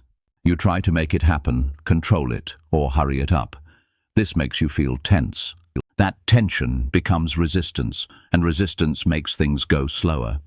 You might say all the right things and see all the right pictures in your head, but if you're worried, impatient, or scared, your energy gets mixed up. The message isn't clear. Detachment doesn't mean you stop caring. It means you care and trust. You know what you want is okay, you really want it, and you're ready for it. You don't worry about what will happen because you know it's starting already. You don't ask if it will happen. You just live like it's already real, and you let it happen the best way it can. Letting go means giving up control, but in a good way. It's not just waiting, it's choosing to let the world do its thing. You fix your thoughts and feelings. You do things when you feel you should. Then you stop pushing. You don't worry about when it will happen or what it should be like. You stop checking all the time. You trust things will work out, even when it's slow. This way of letting go makes room for things to happen. It gives your wishes a chance to grow and change, and to come true in ways you didn't think of. Often what you want will happen through ways you didn't expect. If you only look at one way to get it, you might miss a chance that's right beside you. Letting go helps you stay open to chances, to good surprises, to results that are even better than what you first thought of. A good way to let go is to think about being instead of getting. Instead of always thinking about having the thing, think about being the kind of person who would naturally get it. How would that person feel? How would they live? What would they think is most important? When you feel like that person, things around you start to change, to match. You stop trying so hard and start attracting what you want. You stop asking and start becoming. Letting go is also about growing up emotionally. It's being able to want something without needing it to feel good about yourself or to feel complete. When you stop worrying about how things will turn out, you feel free. You become someone who feels complete, good enough, and in sync with life. From that place, it's easy to get what you want. It's normal to care about your goals. It's human to really want things. But when you're obsessed, scared, or desperate, it makes things unclear. When you let go, things become clear. It shows that you're ready, open, and trusting. That's when things start to happen. That's when things you can't see start to work in your favor, not because you begged, but because you made yourself ready. This is the strange thing about getting what you want. The more you hold on tight, the more it gets away. The more you trust, the faster it comes. Letting go doesn't mean you stop wanting things. It's when things start to flow. It's the space where you can get what you want, where you stop fighting against it, and where you let the magic happen in ways you couldn't even imagine. In the next part, we'll talk about taking action. How doing things with purpose links energy and results. But before you start, relax. Stop trying to control things. You don't need to push for what's already coming. Let it happen. Let it be a surprise. Let it come without you trying to control it, because that's when it finally does. Chapter 10. Doing things with purpose. Moving with a goal, not just moving around. Making things happen is not just about thinking and energy, it's also about what you do in the real world. Your mind shows you what you want, and your feelings make you want it more, but your actions are what connect what you can't see with what you can touch. But not all actions are the same. Working hard without a plan, trying to force things, or going after things because you're scared won't help you get what you want. What helps you move forward is doing things with purpose, doing things that feel right, not things that make you worry. Doing things with purpose is often quiet. It doesn't always seem like a big deal or something you have to do right away. It's that little feeling inside, a thought that pops up, or the wish to call a friend, try something different, or go another way. It feels clear, easy, or makes you wonder. It feels like the right thing to do, even if it seems strange. It's like being pulled gently, not pushed hard. When you do things this way, you're not trying to make things happen. You're just doing what feels natural because it's already there for you. Many people think being busy means they're getting somewhere. They think if they're not always doing something, they're not moving ahead. But moving without a plan is just a waste. It makes you tired, not successful. The idea is not to work harder to get what you want, but to be smarter about it, to plan, to use your feelings, and to know what you're doing. Doing things because you feel like it works well because it has direction. It comes from when what you want inside matches what's happening around you. To know when you're moved to do something special, you must first become calm. If your mind is busy and full of worry, you won't see the small signs. When you quiet your mind by thinking quietly, writing, or just being in the moment, you let ideas come up. These ideas are often small but important. A book that grabs your eye, a talk that starts a new path, a quick wish to go a different way. These things are not just chance, they are hints. The more you pay attention, the more you see them. After you get the idea, the next thing is to do something about it. This is where many people stop. They wait for everything to be clear, for sure results, or for someone else to say it's okay. But the special feeling goes away if you don't act on it. Doing something about it makes you trust your gut feeling more. It tells the world that you mean it, that you're set, and doing something, even if it's small, gets things going. It makes things happen. You don't have to see the whole way. You just have to take the next step. Sometimes, doing what you feel driven to do can be hard. It might make you uneasy because it takes you away from what you know. It could take bravery, openness, or trust. But it never feels like you have to do it. There's a difference between fear that tells you you're going the wrong way and fear that tells you you're growing.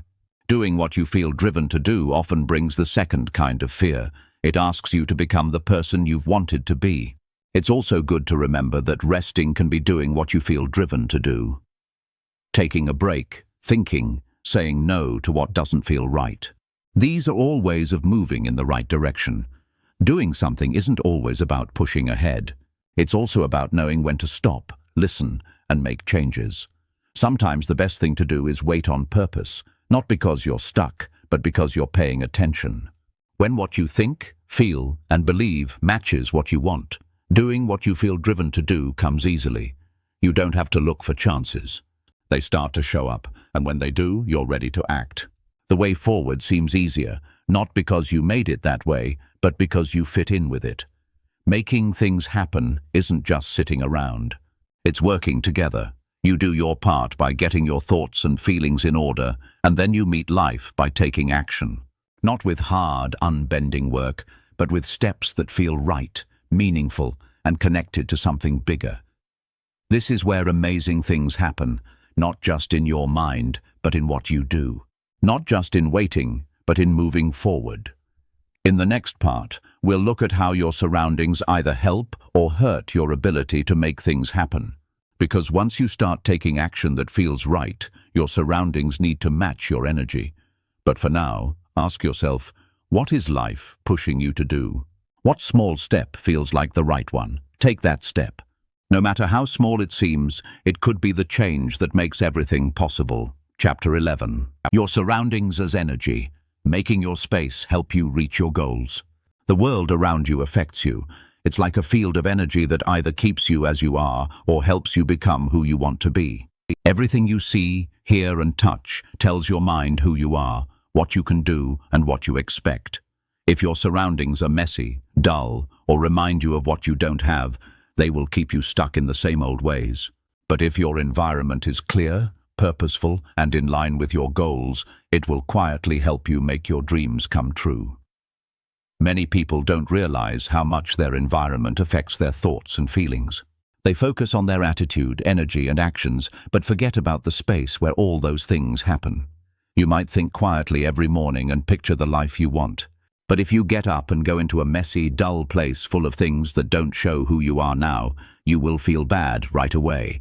Your mind takes hints from everything around you. It thinks what it sees is true. When your place looks like your dream, you believe in it more. When it doesn't, you feel unsure. Start by looking at your surroundings as the person you want to be in the future. Walk through your home, your work area, your computer files, and ask yourself, does this show who I am becoming? Does this make me feel good? Does this feel like the place of someone who already has what I want? This is not about having lots of money or things looking pretty. It is about feeling connected. A simple, quiet space might make one person feel good. A bright, colorful room might give another person energy. The aim is to make your space show who you really are. Start with what you see every day. Get rid of things you don't need. It's not just about cleaning up, but also about making space for new things. Clutter can stop energy from flowing. It shows that you can't make decisions. You're putting things off, and you feel weighed down. When you clean up your space, you tell yourself that you're ready for new things. You get rid of what you don't need anymore and make room for what you do need. Even just organizing things can be like a ritual to make things happen. Every time you clean a drawer or take back a corner, you're saying that you're becoming more clear, organized and focused. Then add things that show the life you want to have. Symbols, pictures, sayings or objects that make you feel strong emotions can help you stay focused. A picture of a place you want to go, a saying that makes you feel good, or a vision board that reminds you of what you're working towards. These aren't just decorations, they send out energy. Every time you see them, they remind you of your new story. They remind you of what you want and who you're becoming. Sounds and smells also have their own energy. Music that makes you feel good can quickly change how you feel inside. Smells that relax or energize you can help you feel more balanced. Light is also important. Natural light, soft lighting, and even how your room is lit can affect your mood. Be thoughtful. Create your space as if it's a safe place for change, because it is. Your online world is just as important. What you look at online, what you watch, and who you listen to all affect your energy. Follow people who make you feel good. Stop following those who bring you down. Take care of your online space just like you take care of your home. You're not just protecting what you pay attention to, you're protecting your inner peace. When your surroundings are in harmony, it's easier for you to stay in harmony too. It becomes a reflection of what you want, a structure that helps your energy instead of fighting against it. You start to go through your day feeling clearer, calmer, and more aware. The place around you quietly helps you make things happen, reminding you all the time who you are and what you want. You don't have to be perfect, just mean what you do. Even small changes can make a big difference. Can you move your desk around? Clean out a closet? Find a new spot to think in the morning? These things make your dreams real. They say, I'm getting ready for the life I want. And the world answers. In the next part, we'll see how seeing things in your mind can change how you feel and make you more likely to get what you want. But first, look around. Ask yourself, does this place make me feel like I can be my best? If not, what's one thing I can change today to make it better? Because the place you're in is always talking to you, so make sure it's telling the story you want to live. Chapter 12. Seeing things clearly, making strong mental pictures for quick success. The mind thinks in pictures. Before we can talk or think clearly, our brains work with pictures. That's why seeing things in your mind is so helpful when you want something to happen. It skips the thinking part of your brain and talks right to the part that makes things real. When you make clear pictures in your head of what you want, you're not just dreaming. You're telling your inner self what to do. This is like making a copy of what you want in your mind. If you do it with strong feelings and do it often, things will start to happen faster in the real world. Your inner self can't tell if something is real or just in your head. It just does what you tell it to do. If you keep picturing a life where you are doing well, happy, cared for, and have plenty, and if those pictures are full of details and feelings, your inner mind starts to see them as normal. Once something feels normal to your inner mind, it starts to look for it, make it, and move toward it. It changes how you see things, how you act, and how you feel to match the picture it has. The problem is that most people are already picturing things, but in the wrong way. They always picture the worst things happening, repeat pictures of failing, feeling ashamed, losing things, or being let down. These pictures make them feel scared, unsure, and resistant. Without knowing it, they are practicing the life they don't want. To change your life, you need to control the pictures in your mind. You need to become the person who decides what happens in your inner movie, not just someone who watches old shows. Visual pictures work best when they are clear, feel real, and have strong feelings. It's not enough to just think about having more money. See yourself looking at your bank balance and being happy. Picture yourself walking into the house you've always wanted, feeling safe, happy, and calm. Imagine yourself hugging someone you love, feeling close, joyful, and like you're where you belong. The more details you add, what you see, hear, feel, and even smell, the more real it seems. Your brain reacts strongly to this kind of real feeling. Emotion makes it stronger. A dull, lifeless picture won't do much. But when you add strong feelings like thanks, belief, excitement and relief to your picture, it becomes very powerful. You send a message that says, "This is mine. This is who I am." That feeling mixes with the picture in your mind, and your inner mind starts to make your current life match the picture you've created. Timing and doing it regularly are also important. The best times for your mind to take in visual ideas are when you are relaxed and open to suggestions, like right after you wake up and right before you go to sleep. At these times, your conscious mind is less resistant and your subconscious mind is most receptive. Spend just a few minutes during these times each day focusing on your vision. Over time, these minutes add up and help create a new sense of who you are, which then becomes the basis for new results. You can also make your visual imprinting stronger by using physical reminders like vision boards, digital wallpapers, or even notes you write yourself and place where you can see them throughout the day. This helps you keep your goals in mind. But remember, these tools are not the magic themselves. The magic is in the inner agreement they help create. They act as links between what you are consciously trying to do and your deeper beliefs. The aim of visual imprinting is not to control every small part of how your desire comes true. It's about teaching your mind to look forward to the result. It's about changing how you feel inside from unsure to sure. When your inner mind takes in the idea, what you do, how you feel, and your energies start to match it, chances become easier to see. Good things seem to happen more. You start to act like someone who is already living the life you want, and life starts to go that way. This isn't just dreaming or trying to get away from things, it's getting ready. It's like practicing with your energy. It's choosing every day to live, in your own mind, the real thing you want to make happen. And that real thing, if you think about it enough with feeling and focus, starts to become real in the world.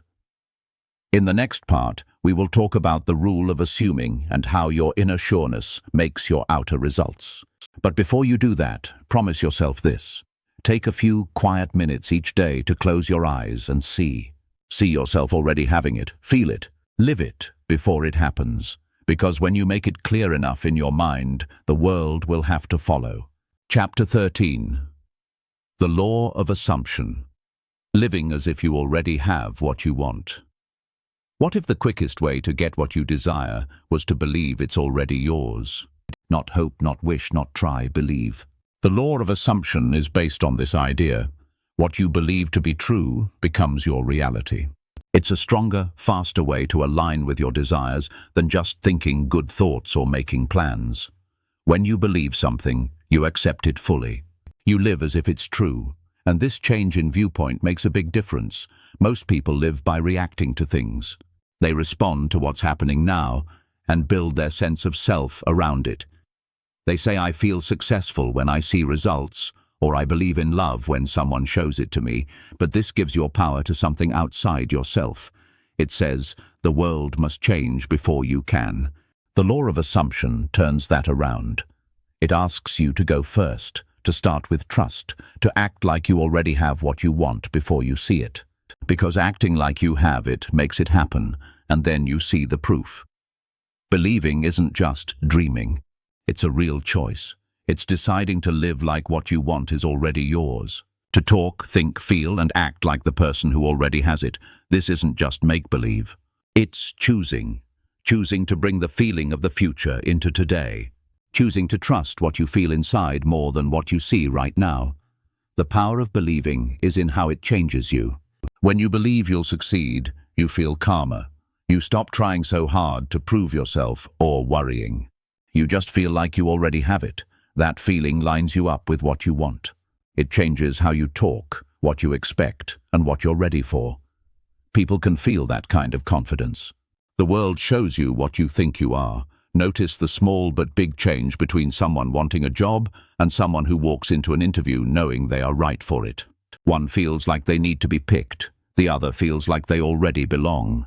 The person who knows their value doesn't wait for approval. They bring confidence with them. That's the strong power of assuming. It changes things before anything is said. To use this idea, first know what you want. Whether it's money, love, health, or calm, be clear about what that looks and feels like. Then start changing your thoughts to match that. Instead of asking how to get there, ask what you would think and feel if you were already there. Your answers are the way to get there.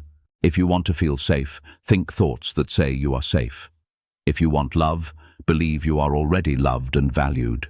Let that energy guide how you stand, how you speak, and what you pick.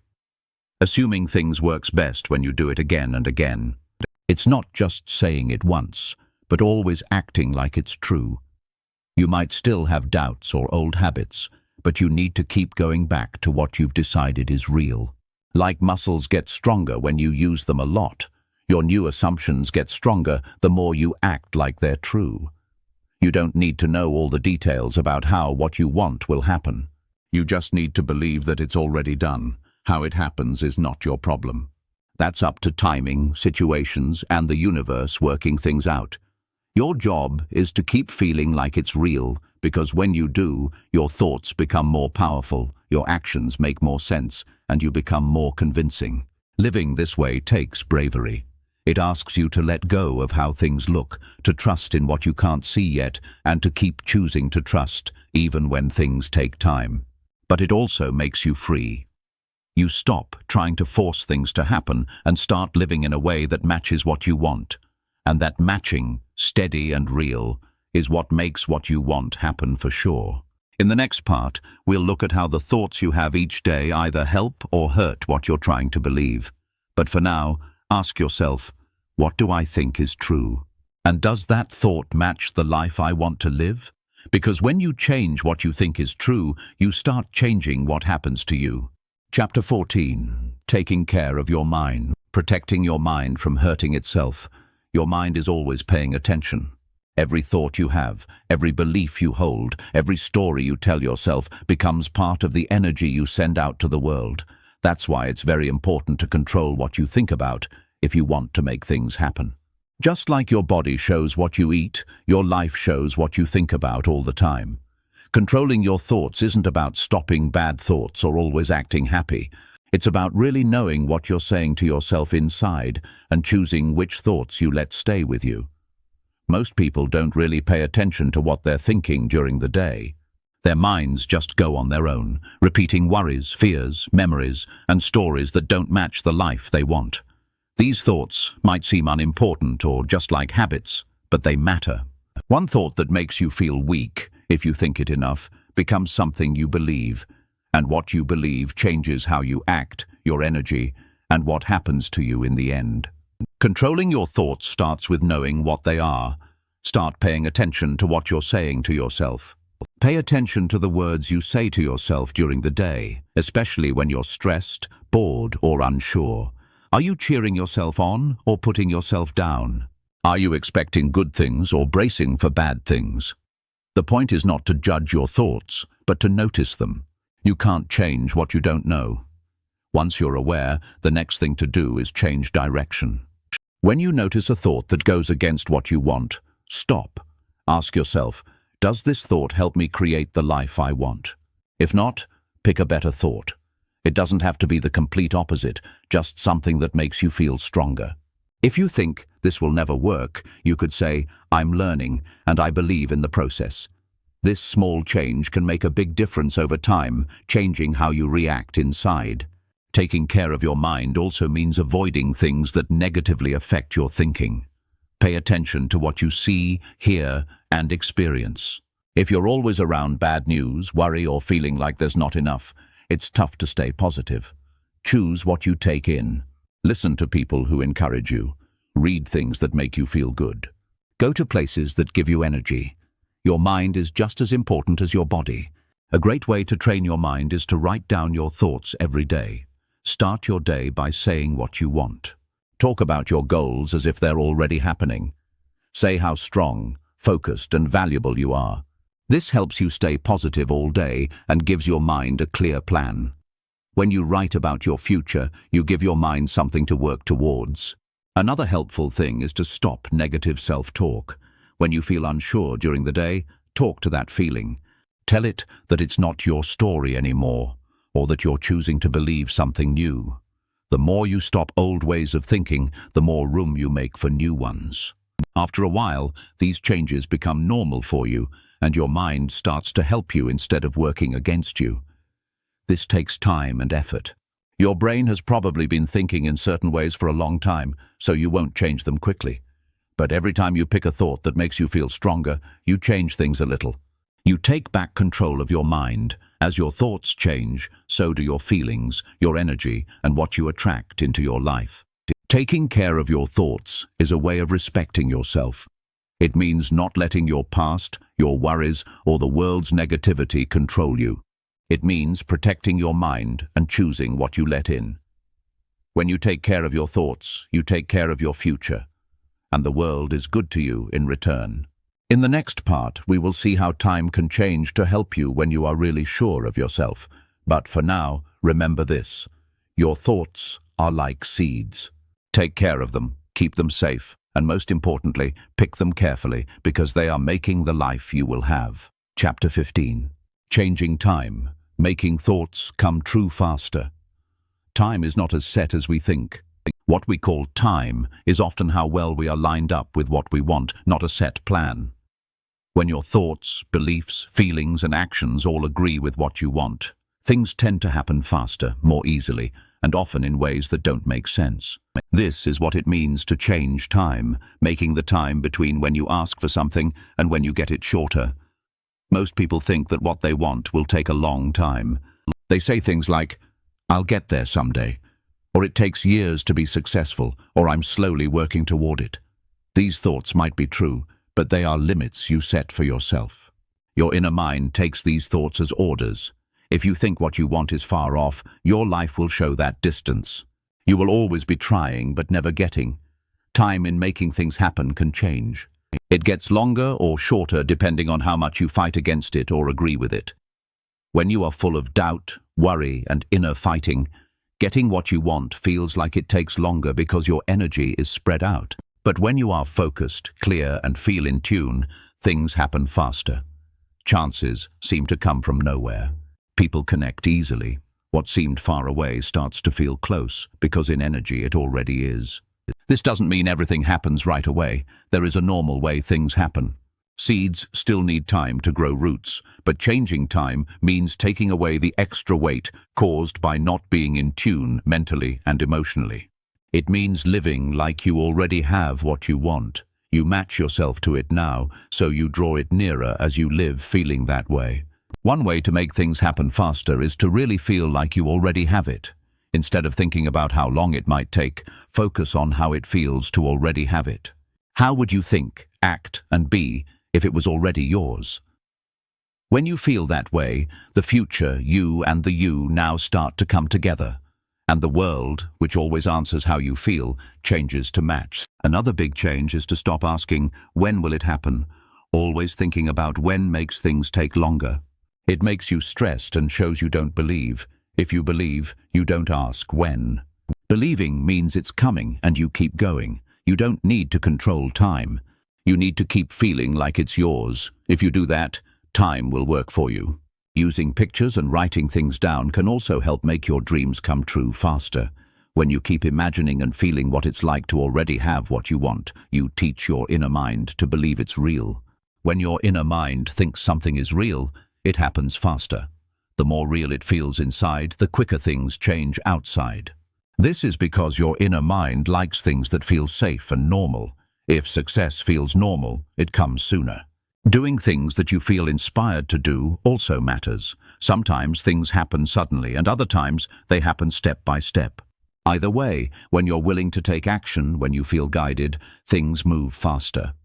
Waiting too long often happens because you're unsure, thinking too much, or waiting for the perfect moment. But when you're clear and trust yourself, timing doesn't matter as much. Every action you take when you're feeling in tune with yourself helps speed things up. You've probably had times in your life when things came together more quickly than you thought they would. A friendship, a task, a fix. That was time working right, finding chance when there's no fight. The more you believe in this, the more you'll see it happen. Bending time isn't about going fast, it's about getting in line. When you drop the worry of fear, the cloud of doubt and the sound of not waiting, what's for you comes to you easily. The time it takes gets shorter because you're not pushing it away by not believing. You're living like it's already yours, and that, more than anything, makes it real. In the next part, we'll look at the difference between trying to make things happen and letting them happen through belief. Because time works best when you're not trying to run it, but just choosing to trust what happens. Until then, forget about the clock, get in line, and see how fast the world meets you there. Chapter 16. Faith over force. Believing in the process while staying strong. Showing is not a fight to win. It's not about trying too hard, working too much, or worrying about every little thing. Actually, the more you try to make something happen, the harder it becomes. Trying to force things comes from being scared. It makes you think that if you don't do it, it won't get done. But having faith means trusting that things will work out. It means knowing that you need to get ready, not try to control everything, and stay focused on what you want while letting things happen naturally.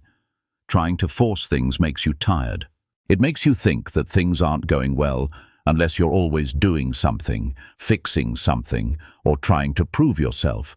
It makes you anxious, but it looks like you're just trying to do well. It turns wanting something into feeling pressured, and that stops the natural flow of energy that's trying to bring what you want to you. Faith does the opposite. It's peaceful, clear, and sure.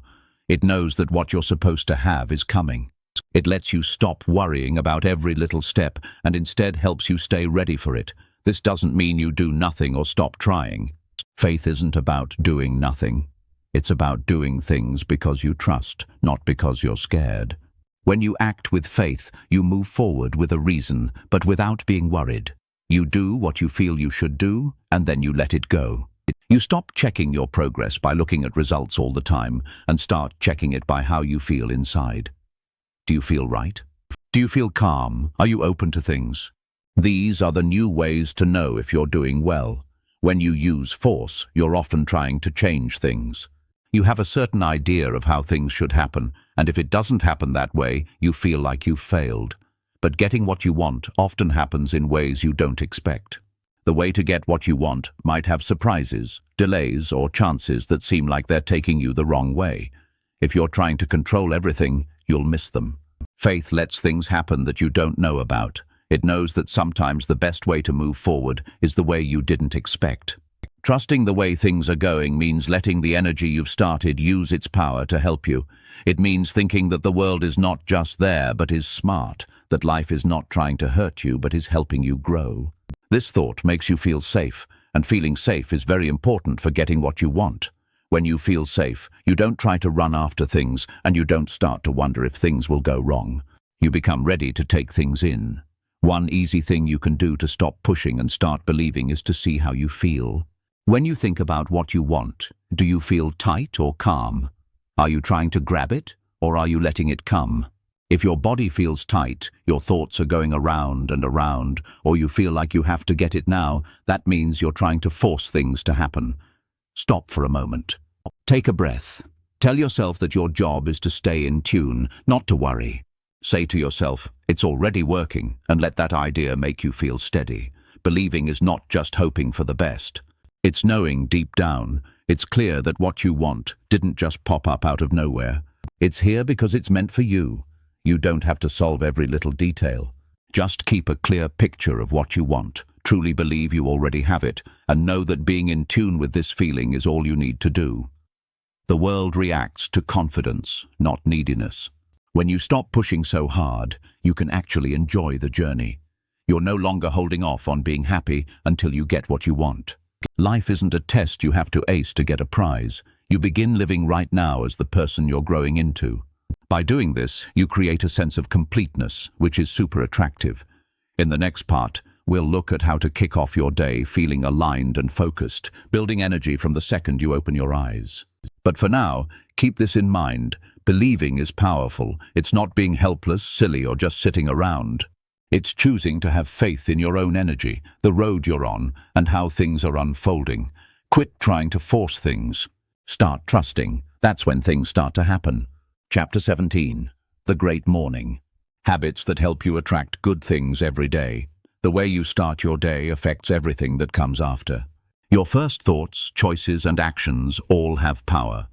If you start your day feeling good, clear, and focused, you'll attract good things from the start.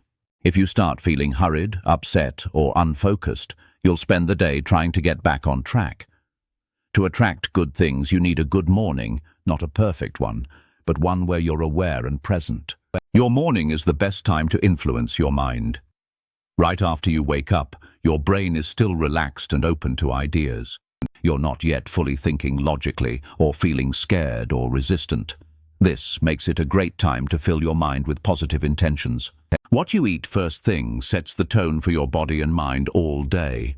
The best morning habits don't need to be hard. They just need to be steady, on purpose, and make you feel something. Doing a few easy things with thought can get you ready for the day you want to have.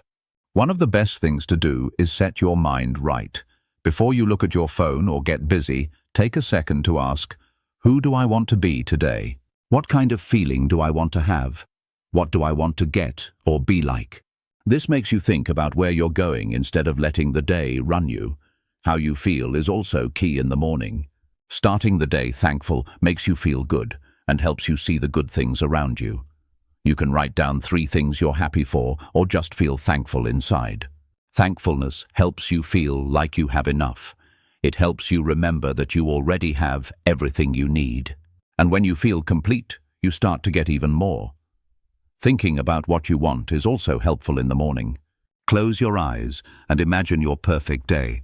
Not just what you want to do or get done, but how you want to feel.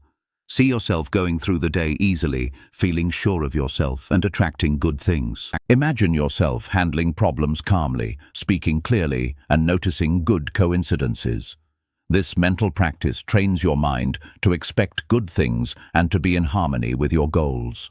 Your body also affects your ability to attract things. Moving around, even just stretching or taking a few deep breaths, can boost your energy and bring your mind and body into agreement. You are not just someone who thinks, you are someone who gives off energy.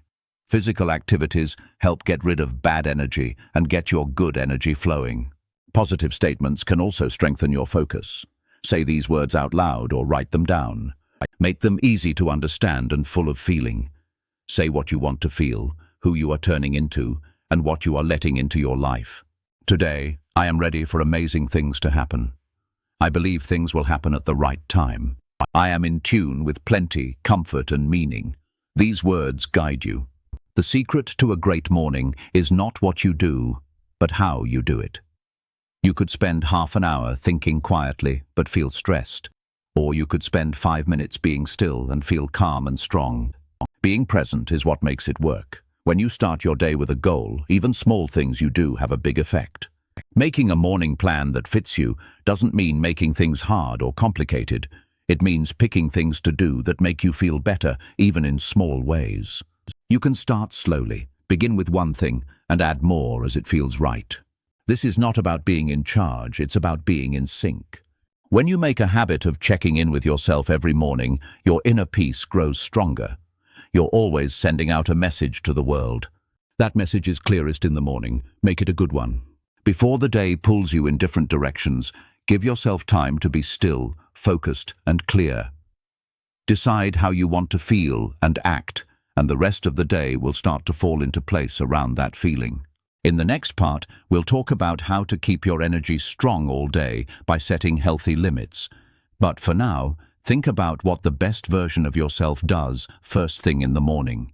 Then, start becoming that person, one morning at a time. Chapter 18. Keeping your energy safe, protecting your inner peace from outside influences. Manifestation is not only about creating the right energy, it's also about keeping it safe.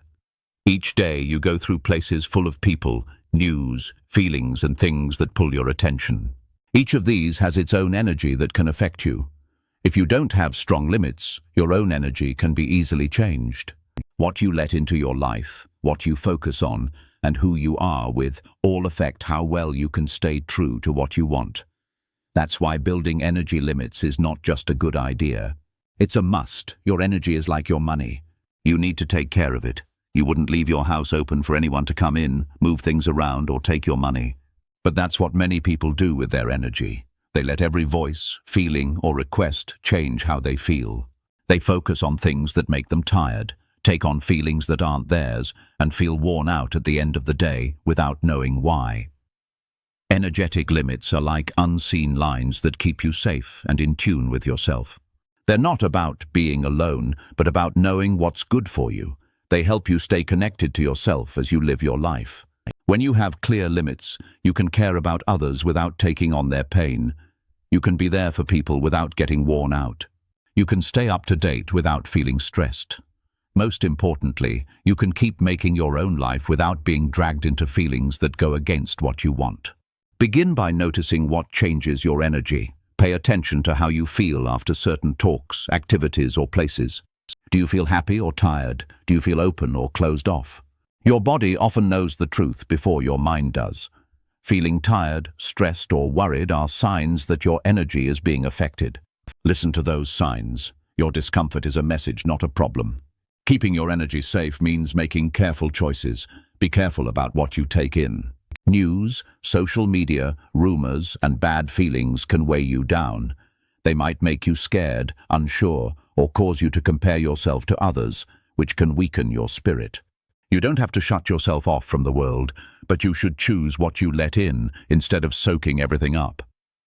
Ask yourself often, does this help me reach my goals? Does this make me stronger, or does it waste my energy? Your relationships are also very important for keeping your energy up. Some people make you feel good. Others, without meaning to, can drain your energy. You don't have to push yourself too hard to keep everyone happy. You can set rules, say no, or take a break. Setting limits is not selfish, it's how you protect your energy. You can care about people and still choose to put yourself first. That's not being distant, it's being smart. One of the best ways to protect your energy is to ground yourself. Take a few minutes each day to get back to your center. To understand the profound impact of World War I on the 20th century, it's essential to delve into the intricate web of its causes. These weren't singular events, but rather a culmination of long-term tensions and short-term triggers that ignited the powder keg of Europe.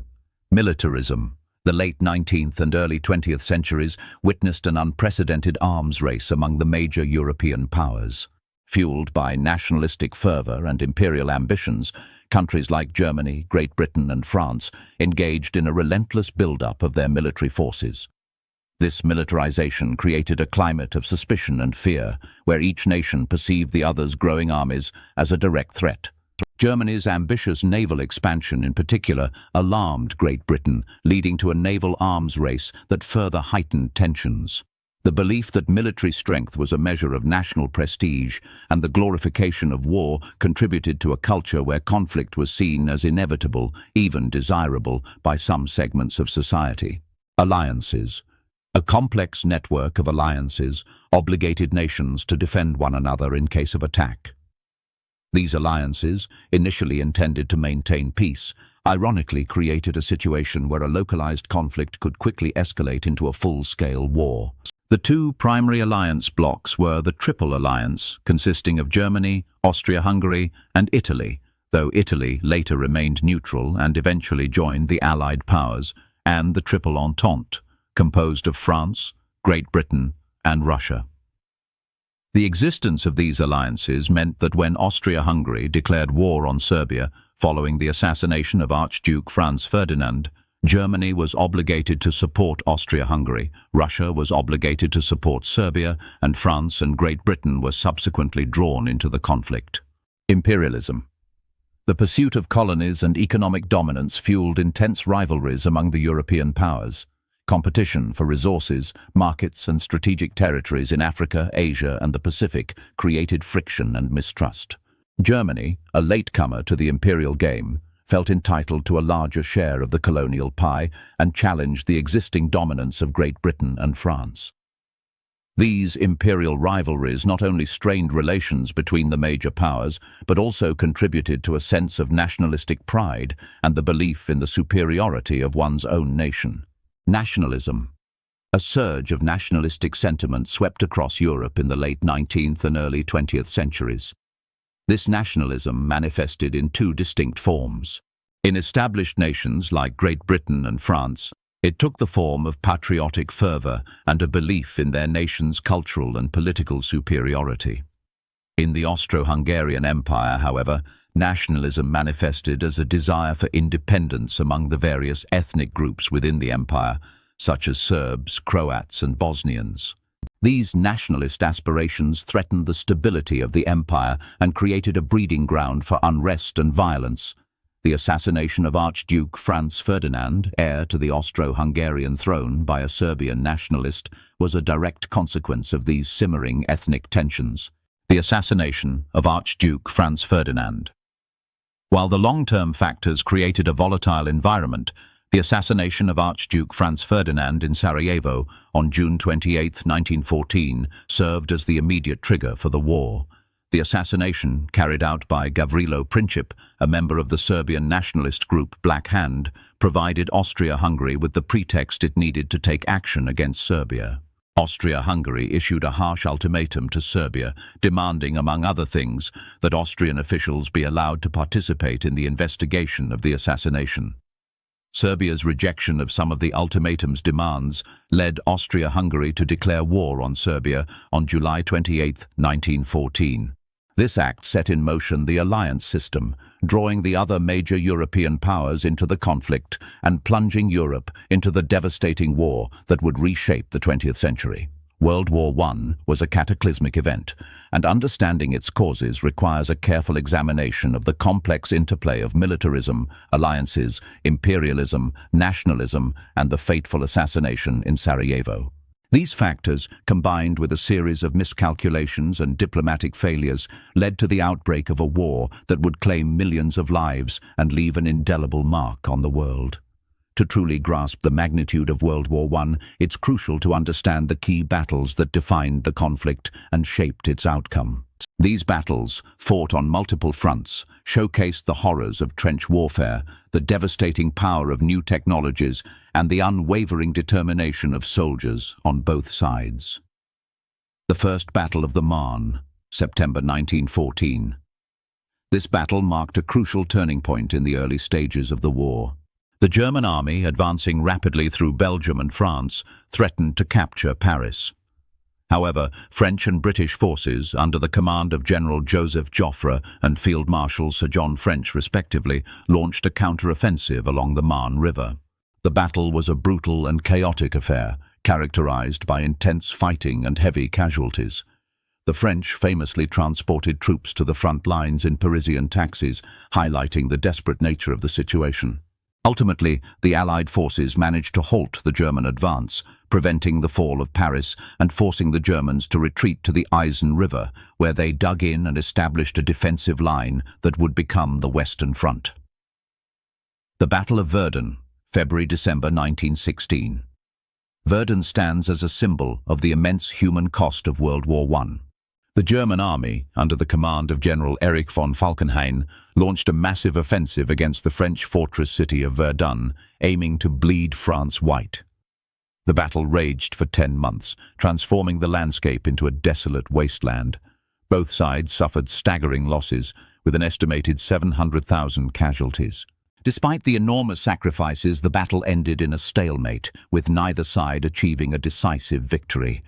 Verdun became a testament to the futility and brutality of trench warfare, where soldiers endured constant shelling, machine gun fire, and the ever-present threat of death. The Battle of the Somme, July-November 1916. This battle, launched by the British and French armies in an attempt to relieve pressure on Verdun, became another symbol of the horrors of the Western Front.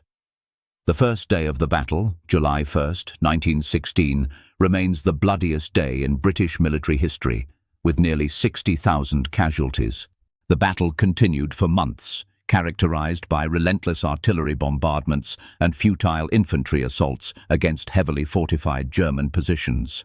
The Battle of the Somme saw the first use of tanks in warfare, but their impact was limited due to their mechanical unreliability and the difficult terrain. By the time the battle ended in November, both sides had suffered over 1 million casualties with little strategic gain. The Battle of Tannenberg, August 1914. This battle, fought on the Eastern Front, was a major victory for the German army against the Russian army. The German forces, under the command of General Paul von Hindenburg and General Erich Ludendorff, encircled and annihilated the Russian Second Army, inflicting massive casualties and capturing vast amounts of equipment. The Battle of Tannenberg demonstrated the superior training and leadership of the German army and dealt a severe blow to Russian morale. However, it did not knock Russia out of the war, and fighting on the Eastern Front continued for several more years. The Gallipoli Campaign, February 1915, January 1916. This campaign, launched by the Allied powers, aimed to capture the Gallipoli Peninsula in Turkey and open a sea route to Russia through the Dardanelles Strait. The campaign was a disastrous failure, marked by poor planning, logistical problems, and fierce Turkish resistance. Allied forces, including Australian and New Zealand troops, Anzacs, suffered heavy casualties in the face of entrenched Turkish defences. The Gallipoli campaign became a symbol of the futility of the war and the sacrifices made by soldiers from around the world. These battles represent just a fraction of the countless engagements that took place during World War I. They highlight the devastating human cost of the conflict, the brutal realities of trench warfare, and the strategic challenges faced by both sides. Understanding these battles is essential for comprehending the scope and significance of World War I. The impact of World War I extended far beyond the battlefields, profoundly reshaping the political, social, and economic landscape of the world. The war's consequences were far-reaching and continue to resonate even today.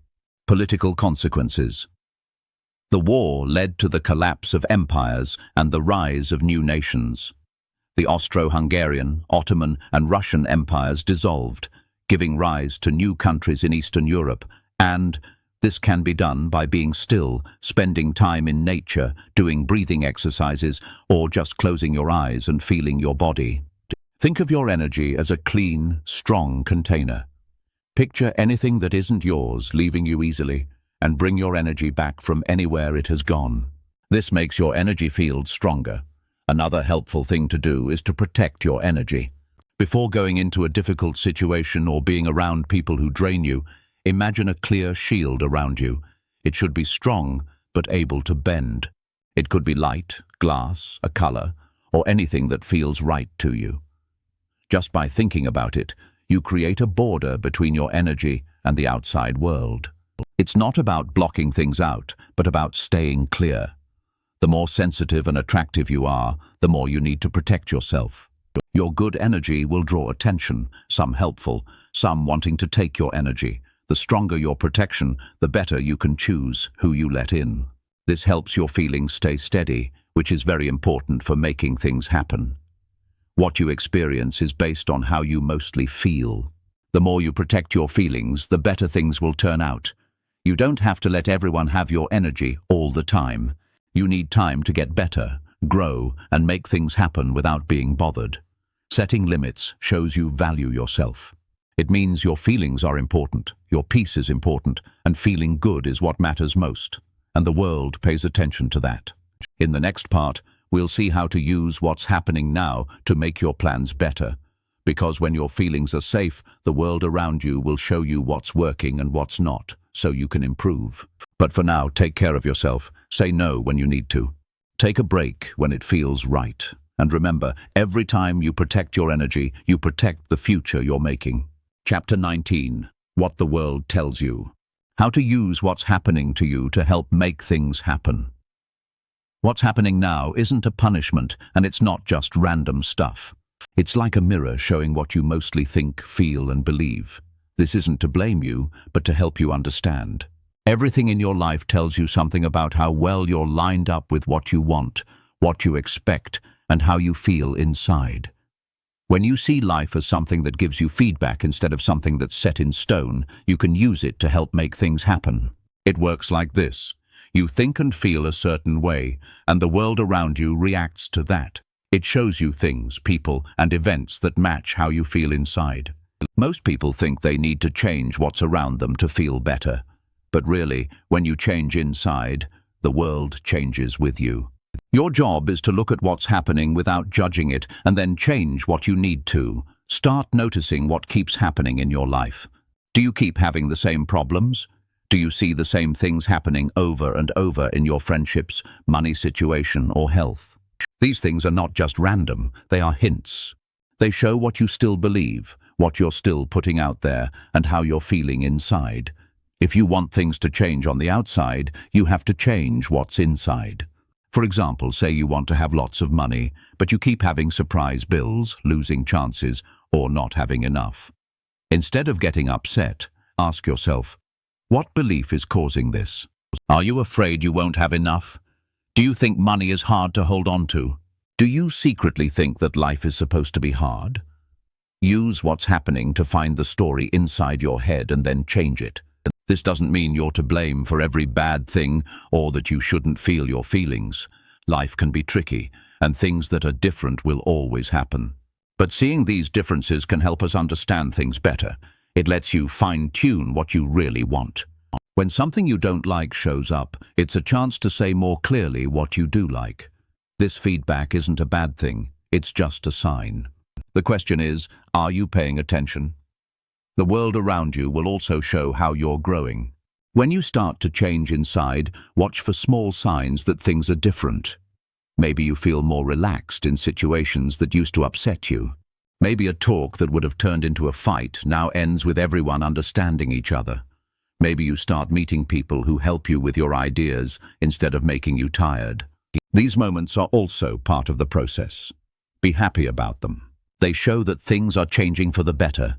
Using what's happening in your life as a guide means looking at your life without judging it. Take a step back and ask, what is this teaching me about how I feel? What story is this proving or questioning? What am I being asked to change? Thinking about things like this helps you use everything that happens to get better. It lets you make small changes to what you think, how you feel, and what you do as you go. It's also key to not rush things when you're waiting to see results. It might take some time for changes in your mind to show up in the real world. If you don't see something right away, it doesn't mean you're not on the right track. Keep going, keep making changes. Things will catch up. What you feel comes first. What you see comes later. Writing in a journal can really help you keep track of this process. Write down the big ideas and things you keep seeing in your life. Ask yourself what these things tell you about how you're feeling inside right now. Then, write down new goals, beliefs, and feelings that you want to have. This changes thinking into real change. You go from just reacting to making things happen on purpose. The more you see your life as a way to learn and grow, the more power you have. You don't feel like things just happen to you. You stop trying to catch up and start watching what happens. You change things, get back on track, and see how the world changes with you. You become someone who helps make your life, not just someone who gets what they get. In the next part, we'll talk about how much you think you're worth and how that affects what you get. Because once you're using your life to learn, the next thing is to believe you really deserve what you see. But for now, look at your life like it's new, not with anger, but with interest. Ask what it's trying to tell you, and then change the story until what you see matches the future you want. Chapter 20. Feeling worthy. Why you get what you think you deserve, not what you want. Getting what you want isn't just about wishing for it, it's about feeling like you deserve it. You might really want love, lots of good things, to be healthy or to be free, but if you secretly think you're not good enough to have those things, you'll push them away. The world around us doesn't care if you beg, try hard, or just hope. It pays attention to who you really think you are, what you truly believe about yourself, even when you're all alone. Feeling worthy isn't something you get by doing things. It's a feeling you have inside. It's not about being successful, having a fancy job, or looking a certain way. Other people don't give it to you, and it doesn't depend on what happened before. Feeling worthy is knowing deep down that you are good enough, that you matter, that you can want things, and that you can have them. When you feel that way, you become open, steady, and able to attract good things. A lot of people have trouble getting things, not because they're doing something bad, but because they don't think they should have more than they do now. They have old stories from when they were kids, from their culture, or from mistakes they made before. These stories say things like, "You're not good enough, you don't fit in, who do you think you are?" These ideas are not true. They are just things from the past. But if you don't question them, they can stop you from getting what you want. To get what you want, you need to take down those walls. Start by finding the parts of your life where it's hard to get things. Do you not like it when people say nice things to you? Do you make your wins seem small? Do you say no to help or chances because they seem too good? These are signs that you don't feel like you're worth much. You can't get what you don't let yourself have. The world will only give you what you think you can have. Feeling worthy means choosing to believe a new story.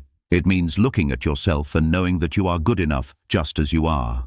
Not when you do more things, lose more weight, get more done, or feel better, but right now. It means being kind and gentle to yourself, like you are with your friends. It means taking care of yourself, even when it's hard, because the person you want to be doesn't need anyone else to say they are good enough. They already know it. Being worthy can be small but strong. It might be saying no to something, wanting better things, saying what you think, or just taking what you get without saying sorry. It's letting yourself rest, asking for more, and being yourself. It's not making yourself smaller so other people feel okay. It's not messing things up when you start to do well, walking into a room, making a choice, or having a dream and knowing you fit there. One quick way to feel more worthy is to be around places, people, and things that show the kind of life you're making. When you're in places that make you feel valued, like a calm home, a helpful friend, or something fancy you didn't think you could have, you start to see it as normal. And what feels normal becomes okay. You don't get what you just think about sometimes. You get what you truly believe is safe, doable, and right for you. When feeling worthy is your usual state, it's easier to get what you want. You stop trying to prove your value to others and start acting like someone who knows their worth. You stop accepting less. You stop running after things. You become the you who can easily get good things because you finally believe you deserve them.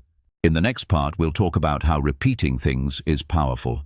When you think, speak, and act the same way often, it makes new paths in your brain and makes your true self stronger. But for now, remember this. You are valuable, and that's not something anyone can argue about. It just is. When you stop wondering if you're good enough and start acting like you know you are, that's when things start to get better. Chapter 21. Repeating things is powerful, making ideas part of who you are. Repeating things is super important for making things happen, but people often forget about it. One thought can make you want something, but it's when you think, feel, and act the same way over and over that you become who you are and attract what you want in your life. Your inner mind isn't convinced by just one good idea. It needs to see things happening regularly. What you do, say, and believe again and again becomes who you are. It becomes your life. You can't plant a seed and expect it to grow if you only look after it for one day. It needs care, food, and belief every day to grow.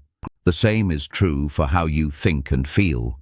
If you want to change beliefs that hold you back, create new habits, or make your dreams come true, you must work at it again and again, not because you're desperate, but because you're committed. Repeating something isn't just practice, it changes you. Every time you say a new belief is true, imagine what you want to happen.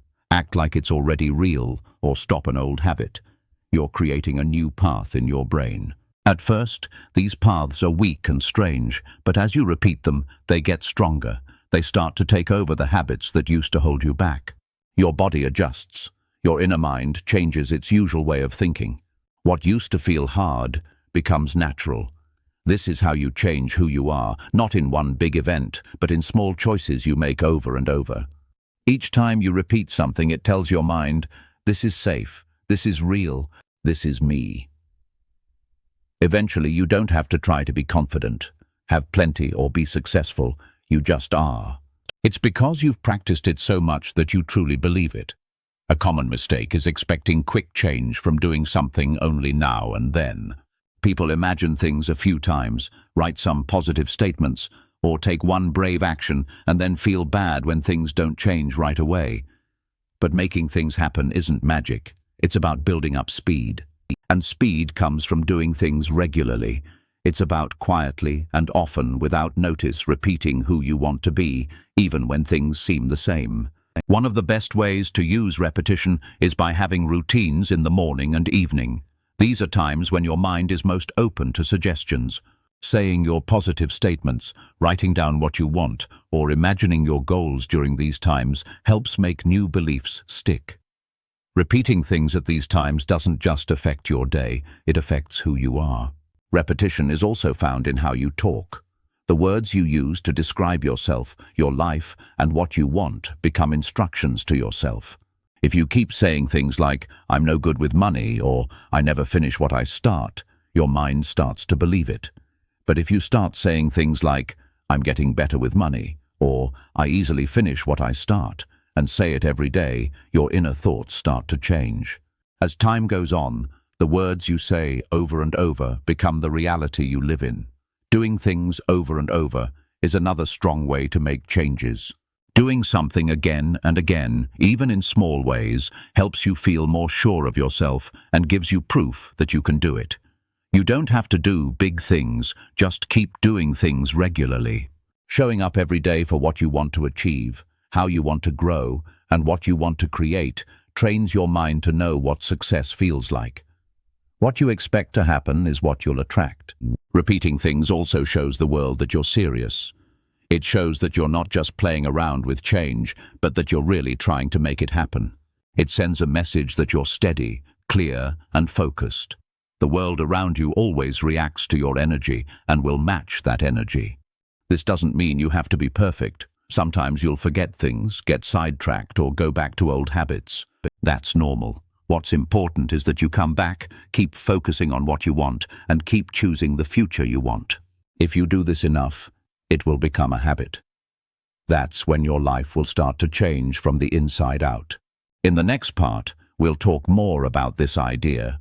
We'll go beyond just thinking logically and talk about quantum intention, where your thoughts don't just affect your world, but can actually change what's possible. But before we do that, ask yourself, what kind of person am I trying to be today? Because what you do over and over, you become, and what you become, you attract. Chapter 22. Setting Quantum Intentions. Making things happen beyond logic and limits. People often think that making things happen is a simple process. You decide what you want, make a plan, do things, and wait to see what happens. But what if there was more to it than that? What if your thoughts and feelings could actually change things in ways that science can't explain yet? That's what quantum intention is all about. It's about using your mind to shape reality. Now, this might sound like something out of a science fiction movie, but there's actually some scientific evidence that suggests it might be possible. Quantum physics, which is the study of the tiniest particles in the universe, has shown that these particles can behave in strange and unexpected ways. For example, they can be in two places at once, or they can be affected by the observer's thoughts. Some scientists believe that these quantum effects might also apply to the larger world around us, and that our thoughts and intentions could actually influence reality. Of course, this is still a very controversial idea, and there's a lot that we don't understand about it. But it's an exciting possibility to consider. And even if it turns out that quantum intention isn't real in the way that some people believe, there's still no doubt that our thoughts and feelings can have a powerful impact on our lives. When we focus on what we want and believe that we can achieve it, we're much more likely to take the actions that will make it happen. So, whether you believe in quantum intention or not, there's definitely something to be said for the power of positive thinking.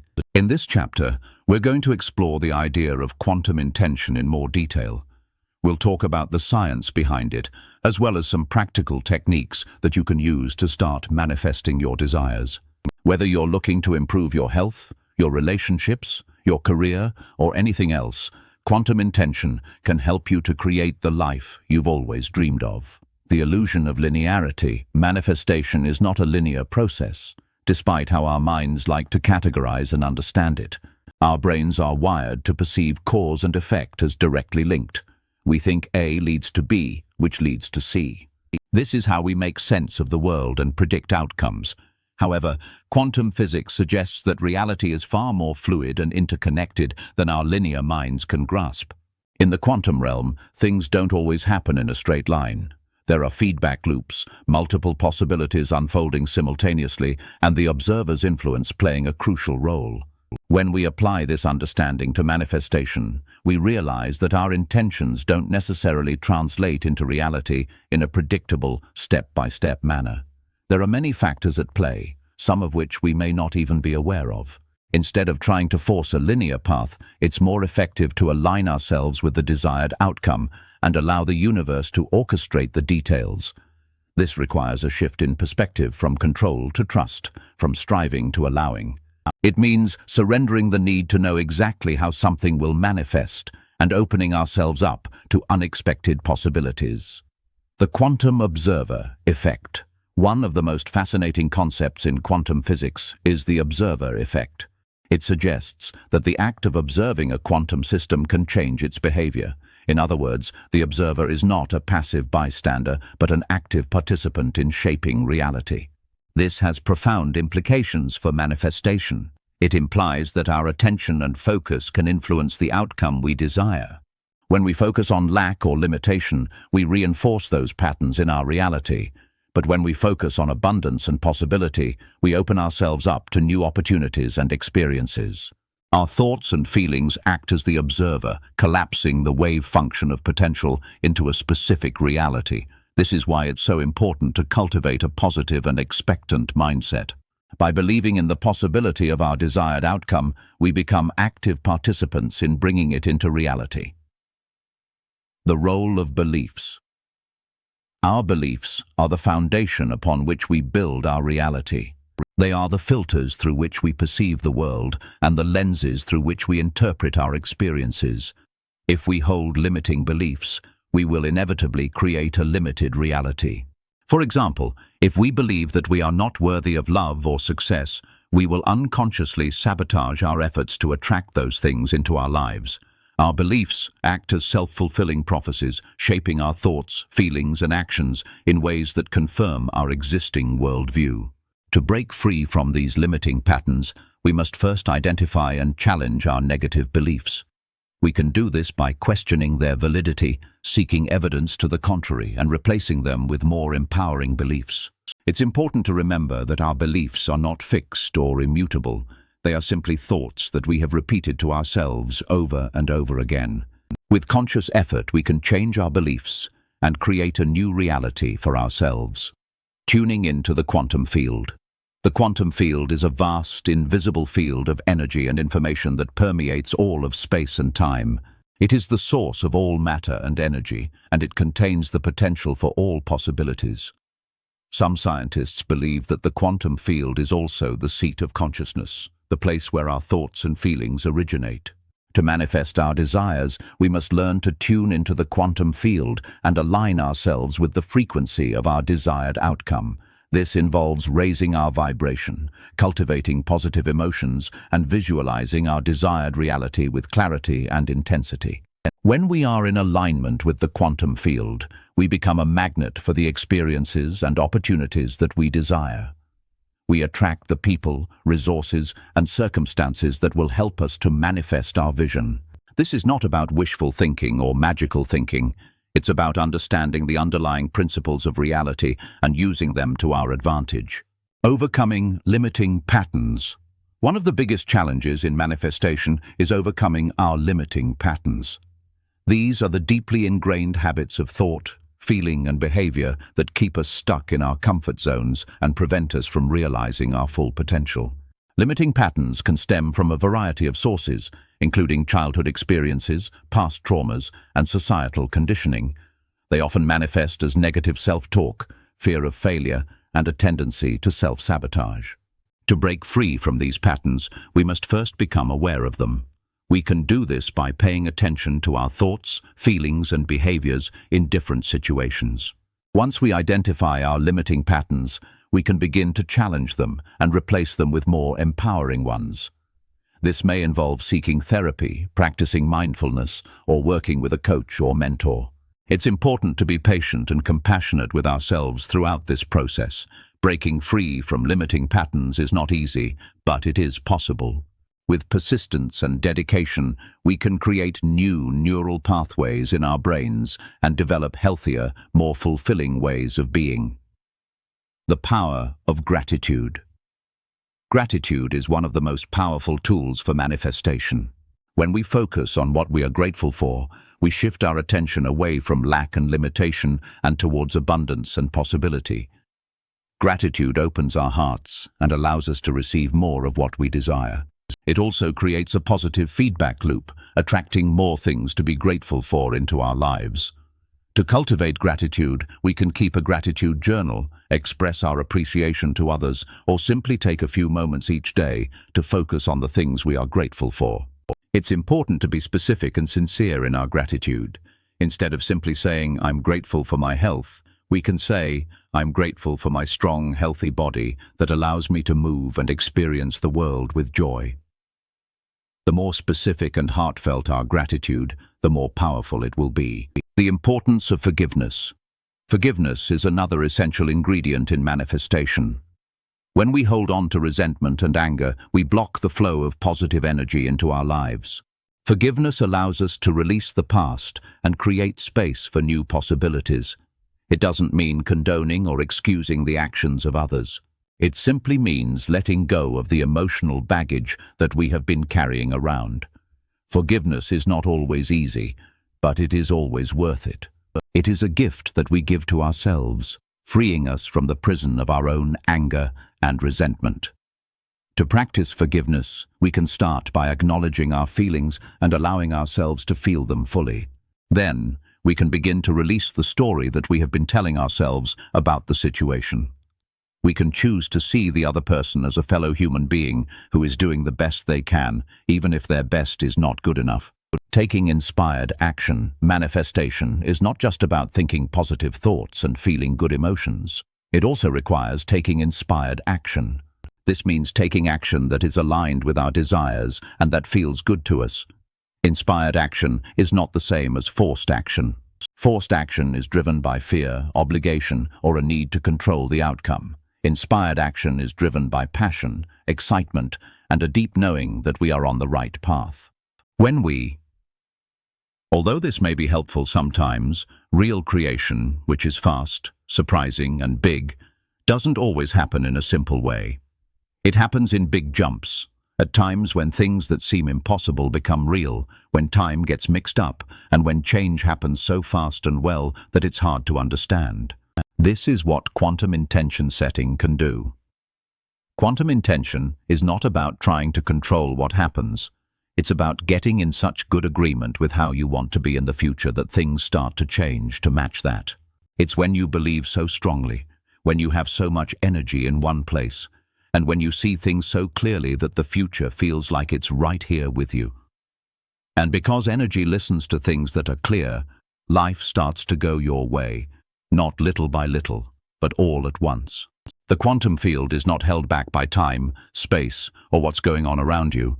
It has every chance for your life, all results, all things that could happen, waiting for you to start. When you want something from a quantum view, you're not just asking for it to happen. You're finding the right energy as if it's already real. You're saying it's already here, and you're connecting with it through your feelings. To make this work, your wish must be easy to see, felt in your body, and full of emotion. You're not just thinking about what you want. You're becoming the version of yourself that already has it. What does that person think? How do they walk, talk, pick things, and feel? What do they decide without wondering?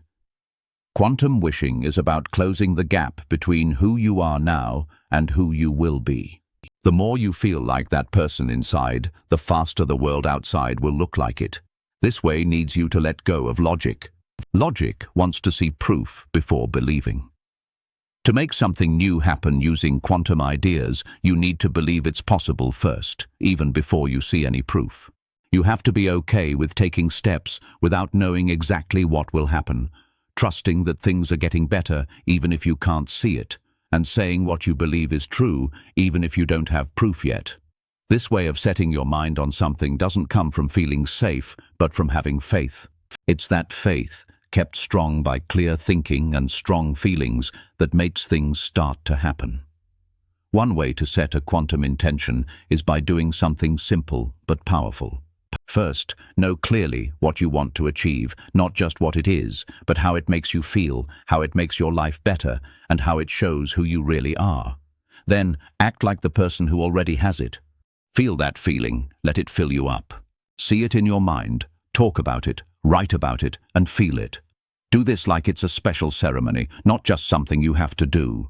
Like a doorway, you're not just hoping for something in the future, you're making it happen now.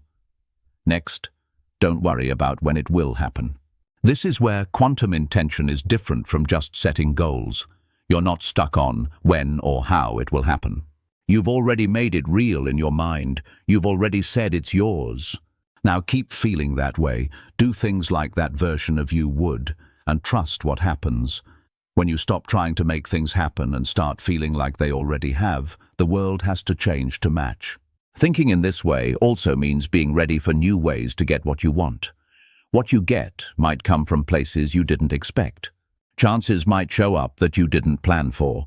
When you're really in line with what you want, you don't have to control how it comes to you. Just go with the flow. Say yes to things that feel right, even if they're not what you thought would happen. You're not just setting goals. You're making reality. Every time you think about what you want in this powerful way, it sends a wave out into all the possibilities. Every time you act like you already have it, you make that possibility real. This isn't just dreaming. It's really making things happen. And it's there for you as soon as you stop wondering if it's possible and start living as if it's already real. In the last part, we'll see how to keep this attractive mindset with you all the time, not just something you do sometimes, but how you live. Because once you've felt the quantum, the question is, how do you stay in that state? But for now, stay with your vision. Say it out loud. Feel it. Trust it. Because in the quantum world, your future is ready for you to step into it. Chapter 23. Living in the field, keeping an attractive mind every day. An attractive mind isn't something you just turn on when you want something. It's how you live, a constant, aware connection with your thoughts, energy, feelings, and who you are.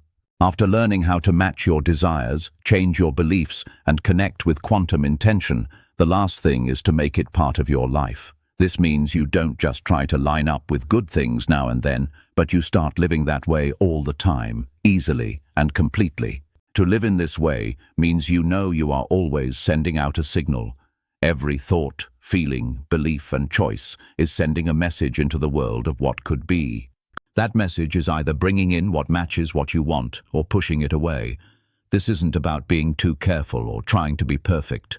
Understanding that how you feel inside is what you draw to yourself, and taking care of it like it's special helps you keep a strong mind. This starts with what you do every day. The things that made you feel good should become habits, not because you have to do them, but because they help you remember who you are. Setting goals in the morning, knowing how you feel, imagining good things, being thankful, and doing things that match your goals are not just things to do. They help you remember how strong you are, stay calm when things are unsure, and keep your mind on the good things to come. It's also important how you deal with problems. Life will still have hard times, things that slow you down, and surprises. But when you live knowing that everything is connected, you handle things instead of just reacting. You use problems to learn, not to judge yourself. You watch how you feel with kindness. You change quickly, not because you're scared, but because feeling good is more important than your pride. You don't wait for life to calm down to feel good. You choose to be calm even when things are moving fast. Living this way also means listening to your gut feeling. You learn to trust the small signs, the quiet feelings, the sense that something is right or wrong. Your gut feeling becomes your guide, leading you to people, choices, and chances that fit you. When your mind is quiet and you feel good, you hear that guide better and act on it quickly. You also stop needing proof to believe. When you live this way, believing becomes easy. You know the world is listening, even if you don't see how yet. You know you're on the right path, even if you don't see results yet. You don't create things by being impatient. You create things by being present. And when you're present, things tend to show up faster, easier, and more exactly than you thought. Living this way isn't a goal. It's a choice you make every day, deciding to come back to who you are, no matter what happens. Deciding to trust how you feel inside more than what's going on around you. deciding to live by your energy first, knowing that things will follow. This is what it really means to create. And when you live like this for a while, something great happens. You don't need tricks to get what you want, because you become the trick. Your thoughts are naturally positive. Your feelings stay steady. Your actions have a purpose. You don't try to find alignment. You are alignment. And that level of being is what changes your whole life. You've now learned 23 ways to get everything you think about. Each one is a door, a tool, a change. But together, they make a system, one that you can use anytime, in any part of your life. There's no end, just deeper levels of alignment, bigger dreams to bring in, and more of yourself to become. So keep choosing, keep aligning, keep remembering. You're not here to run after life. You're here to pull it to you. You're not just watching. You are the thing that pulls. Everything you want is already trying to find you. Just keep saying yes to the you that already has it. Live in that feeling, stay in that place, and let life come to you.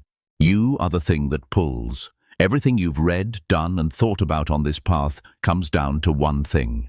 You are the thing that pulls. Your thoughts, your feelings, what you believe, and what you choose are not just things that happen in your life. They are the things that make your life what it is. You're not waiting for something big to happen. You are the big thing. The power to get, make, and be the person you want to be has always been in you. This book just showed you how to remember that.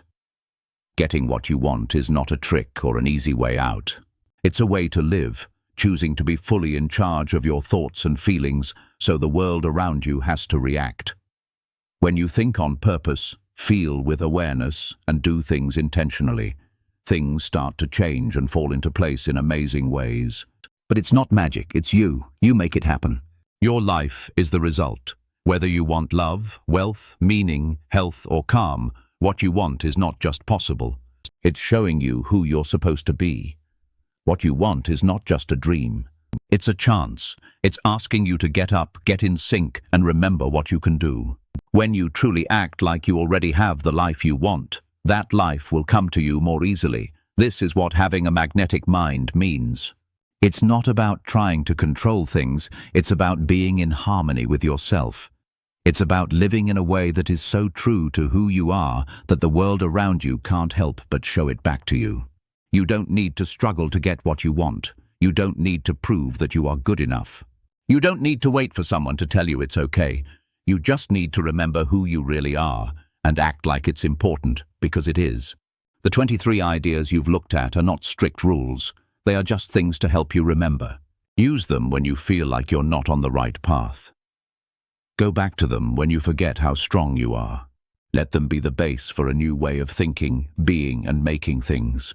But most importantly, trust yourself. Your gut feelings are smart. What you want is important. Your life is unfolding in the way it's meant to. You have the power to attract what you want. You always have. Now you understand how to use that power. Now you know how to live your life in that way. So go live it with confidence, awareness, and without apologizing for who you are. Get everything you want by being the person who doesn't ask if it will happen, but chooses when it will. When you have a strong mind, the world doesn't just watch you, you guide it.